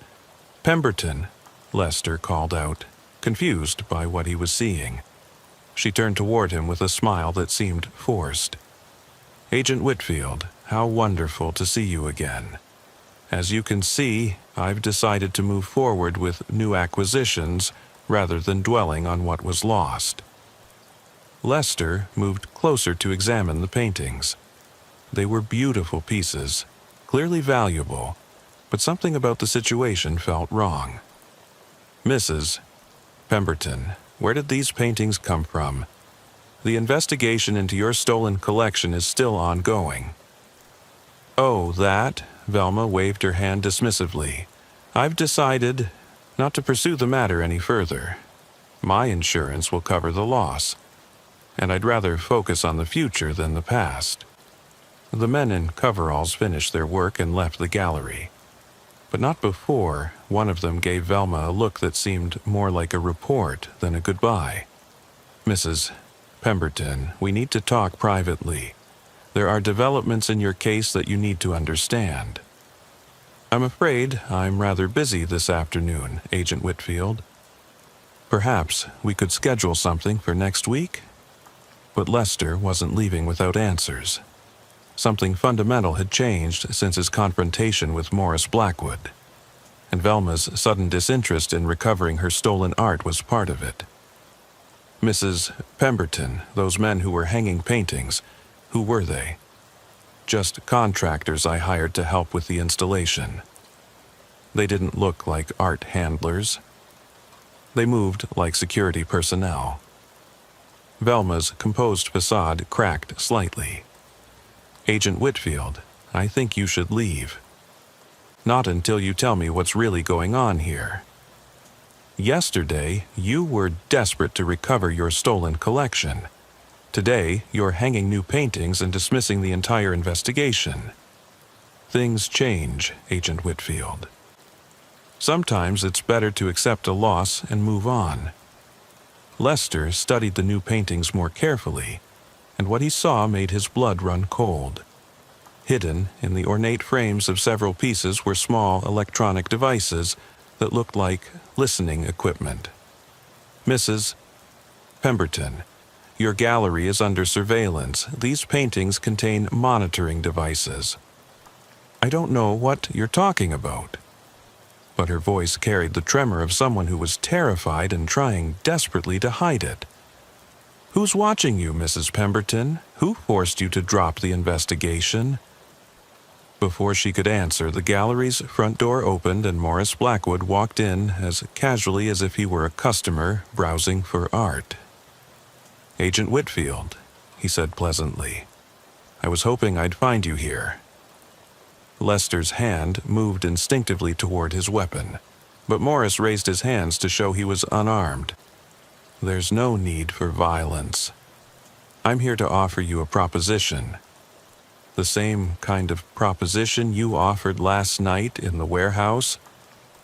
That was a misunderstanding. Things got out of hand when they shouldn't have. Morris moved through the gallery with the confidence of someone who owned the place.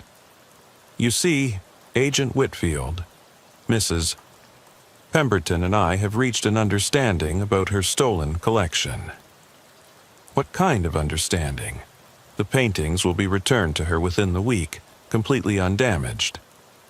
In exchange, she's agreed to host certain pieces in her gallery that serve our operational needs." Lester looked at the listening devices hidden in the frames and understood what Morris was describing. The Pemberton Gallery was being turned into a surveillance post. "You're using her gallery to spy on Boston's art community. Among other things, art collectors tend to be wealthy, well-connected individuals who often have access to information that foreign governments find valuable. And if Mrs. Pemberton refuses to cooperate?" Morris's smile never wavered, but his eyes grew cold. Then she'll experience the same unfortunate accidents that have befallen other uncooperative gallery owners in recent months.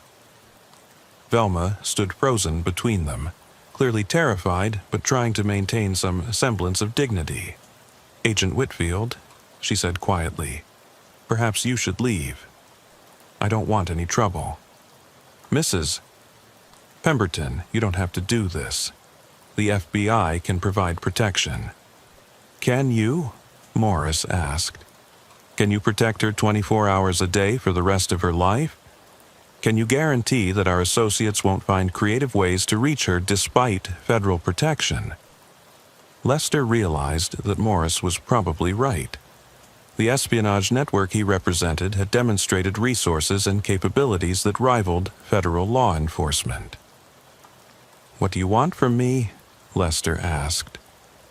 "Your silence, your cooperation, your agreement to file a report stating that the stolen paintings were destroyed and that the case is unsolvable.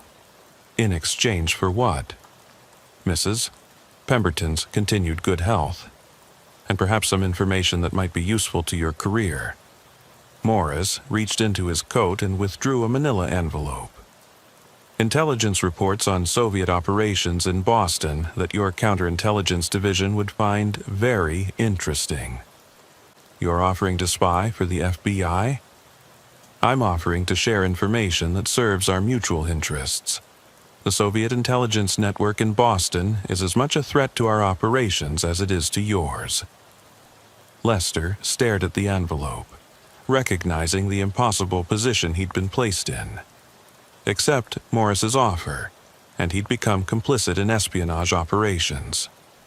Refuse, and Velma Pemberton would likely be killed. "Agent Whitfield," Velma said softly, "please. I just want this to end." "You see," Morris said, "Mrs. Pemberton understands the practical realities of the situation. Sometimes cooperation is the only path to survival." But before Lester could respond, the gallery's front windows exploded inward in a shower of glass and smoke. Federal agents poured through the opening, weapons drawn and shouting commands. In the chaos that followed, Morris disappeared as completely as if he'd never existed. One moment he was standing in the center of the gallery. The next he was gone, leaving only the manila envelope on the floor where he'd been standing. "Agent Whitfield," called the team leader as agents secured the building. "Are you injured?" "I'm fine." But Morris Blackwood was here. He just vanished. "We saw him enter the building, but thermal imaging shows only you and Mrs. Pemberton inside." Lester looked around the gallery, trying to understand how Morris had escaped from a building that was completely surrounded. The answer came when he noticed that one of the new paintings was hanging crooked, revealing a section of wall that had been cut away to create a hidden passage. "He had an escape route planned," Lester said. "Probably connects to the building next door. We're searching the entire block, but he's had several minutes head start." As the federal agents processed the crime scene, Lester spoke privately with Velma about what had happened. "Mrs. Pemberton, you're going to need federal protection. Morris Blackwood won't give up easily. Agent Whitfield, I don't think protection will be enough. These people have resources that seem to rival the government's. What did they threaten you with specifically? They said they knew where my sister lives in Florida, where my nephew goes to school in California, even where my elderly mother is staying in the nursing home. They made it clear that cooperation was the only way to keep my family safe." Lester realized that Morris's organization had been planning this operation for months, possibly years. The theft of the paintings had been just the first step in a larger plan to compromise Velma and turn her gallery into a surveillance post. "Mrs. Pemberton, did Morris ever mention who he works for? What organization he represents?" "He said he worked for people who understood that the Cold War was being fought with information rather than weapons." He claimed that art galleries were perfect covers for intelligence operations because they attracted the kind of wealthy, connected clientele that governments wanted to monitor. The manila envelope that Morris had dropped contained exactly what he'd promised: detailed intelligence reports on Soviet operations in Boston. But as Lester read through the documents, he realized they were almost too good to be true. "Agent Whitfield," said the team leader, "we've finished searching the adjacent buildings. No sign of Morris Blackwood or his associates. Did you find where the hidden passage leads?" "To a network of tunnels that connect several buildings in this district. Very sophisticated, probably took months to construct." As the federal agents prepared to leave, Lester made a decision that would define the rest of his career. "Mrs. Pemberton, I want you to reopen your gallery and continue operating normally. Agent Whitfield, that's suicide. Morris Blackwood will come back. I'm counting on it. But next time, we'll be ready for him." The plan that Lester proposed to his supervisors was both simple and dangerous. They would allow Velma to reopen the gallery while maintaining hidden surveillance of the building. When Morris returned, and Lester was certain he would, they would be waiting. "Agent Whitfield," Assistant Director Reynolds said during the briefing, "you're asking us to use a civilian as bait for foreign intelligence operatives." "Sir, Mrs. Pemberton is already a target. This gives us a chance to protect her while exposing Morris Blackwood's entire network. And if the plan fails, then we lose an opportunity that may never come again." Reynolds approved the operation, but with strict conditions. Velma would be under constant federal protection. The gallery would be monitored around the clock, and at the first sign of serious danger, the operation would be terminated.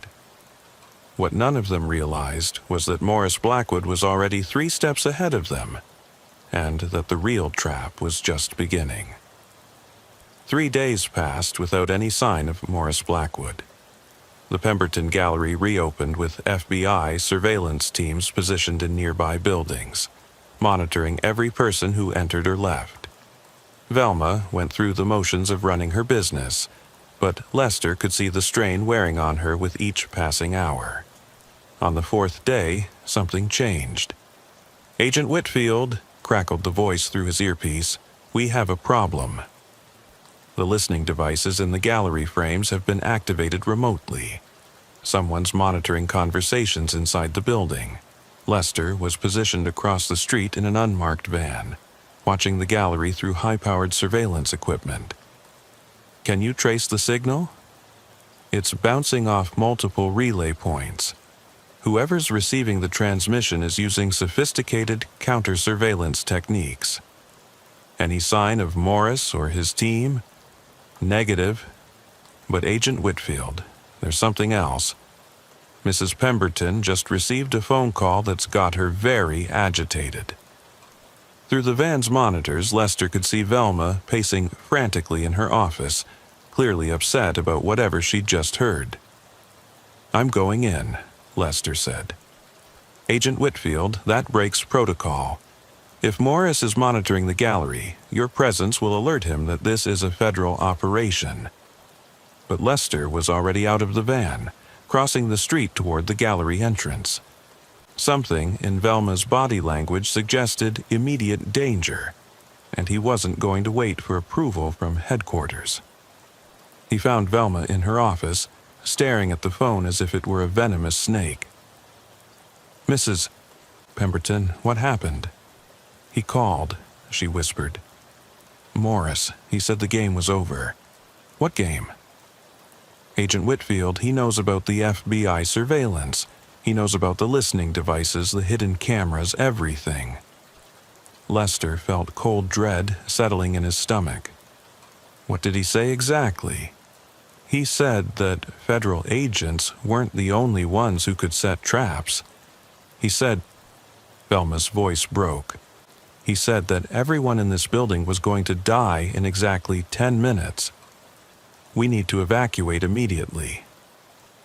But as Lester reached for his radio to alert the surveillance teams, the gallery's lights went out.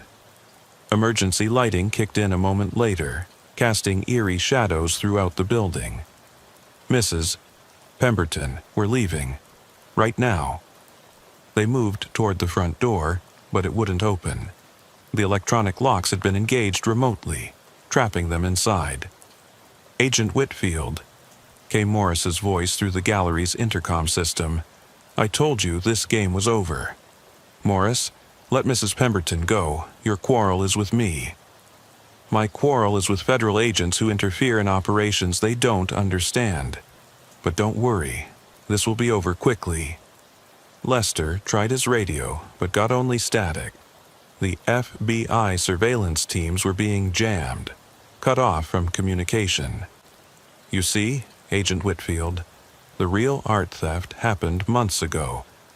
We've been planning this operation since long before Mrs. Pemberton's paintings were stolen." "What operation?" "The elimination of an FBI art crime team that was getting too close to our network. You, specifically." The realization hit Lester like a sledgehammer. The entire case had been designed to lure him into a trap. The stolen paintings, Edith Caldwell's phone calls, even the confrontation at the warehouse. All of it had been orchestrated to bring him here, alone and vulnerable. "Mrs. Pemberton was never the target," Morris continued. "She was just bait to ensure you'd come personally instead of sending a task force." Lester looked at Velma and saw the truth in her expression. She'd known all along. "You're working with them," he said. "Agent Whitfield. They have my sister, my nephew, my mother. They'll kill them all if I don't cooperate." "How long?" "Since the beginning. The paintings were never stolen. We just moved them to storage. Morris needed a crime serious enough to attract FBI attention, but not so serious that you'd send a large team." The intercom crackled again. "5 minutes, Agent Whitfield. I suggest you make peace with whatever gods you believe in." Lester examined the gallery's layout, looking for any possible escape route. The front and rear doors were electronically locked. The windows were reinforced glass that would be difficult to break, and the hidden passage Morris had used was probably sealed.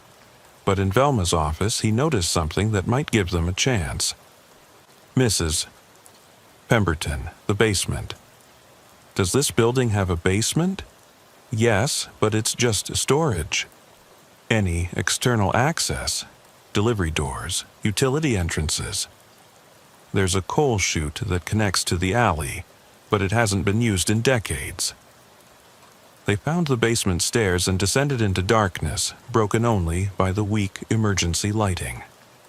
The basement was filled with crated artwork and storage boxes, but in the far corner, Lester could see a metal chute that had once been used to deliver coal. 3 minutes, Morris announced over the intercom. The coal chute was narrow and partially blocked by debris, but it was their only chance. Lester cleared the opening while Velma gathered the courage to climb into what was essentially a metal tunnel leading into unknown darkness. "Mrs. Pemberton, I need you to go first. If something happens to me, you need to reach the FBI surveillance teams and tell them what's really happening. Agent Whitfield, I'm sorry. I never wanted anyone to get hurt. Go. Now." Velma squeezed into the coal chute and began crawling toward the alley. Lester followed, struggling to fit through the narrow passage while listening for any sound that might indicate Morris had discovered their escape route. They emerged into the alley just as the Pemberton gallery exploded behind them. The blast shattered windows throughout the block and set off car alarms for 6 blocks in every direction. Lester threw himself over Velma, shielding her from debris that rained down from the destroyed building. When the smoke cleared, the gallery was gone. Nothing remained but a pile of rubble and flames. "Agent Whitfield." FBI agents were running toward them from their surveillance positions, shouting into radios and calling for emergency services. "Morris Blackwood," Lester gasped as they helped him to his feet. He's still out there. Agent Whitfield, thermal imaging shows no survivors in the building. If Blackwood was inside, he's dead. But Lester wasn't convinced. Morris had demonstrated an ability to disappear at will, to plan operations months in advance, to stay one step ahead of federal investigations. "Mrs. Pemberton," he said as paramedics examined her for injuries, "you need to tell them everything. The entire truth about your cooperation with Morris's organization." She nodded, tears streaming down her face. "Agent Whitfield, the paintings. My real collection. It's still in storage. Morris said he'd return them when the operation was complete." "What operation?" "Killing me." Proving that the FBI's art crime team could be eliminated whenever his organization chose to do so. As fire trucks arrived and began fighting the blaze that had once been the Pemberton Gallery, Lester realized that Morris had succeeded in his primary objective. The explosion would be investigated as a terrorist attack.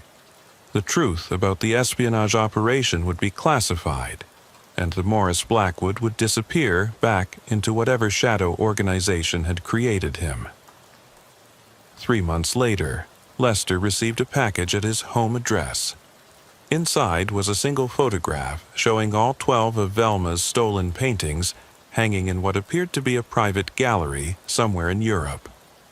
On the back of the photograph, in Morris's distinctive handwriting, was a simple message. "The game continues, Agent Whitfield. Next time, the stakes will be higher." Lester never saw Morris Blackwood again, but he never stopped looking over his shoulder, never stopped wondering when the next move in their deadly game would come. Because in the world of international espionage, some games never truly end. They just pause between moves,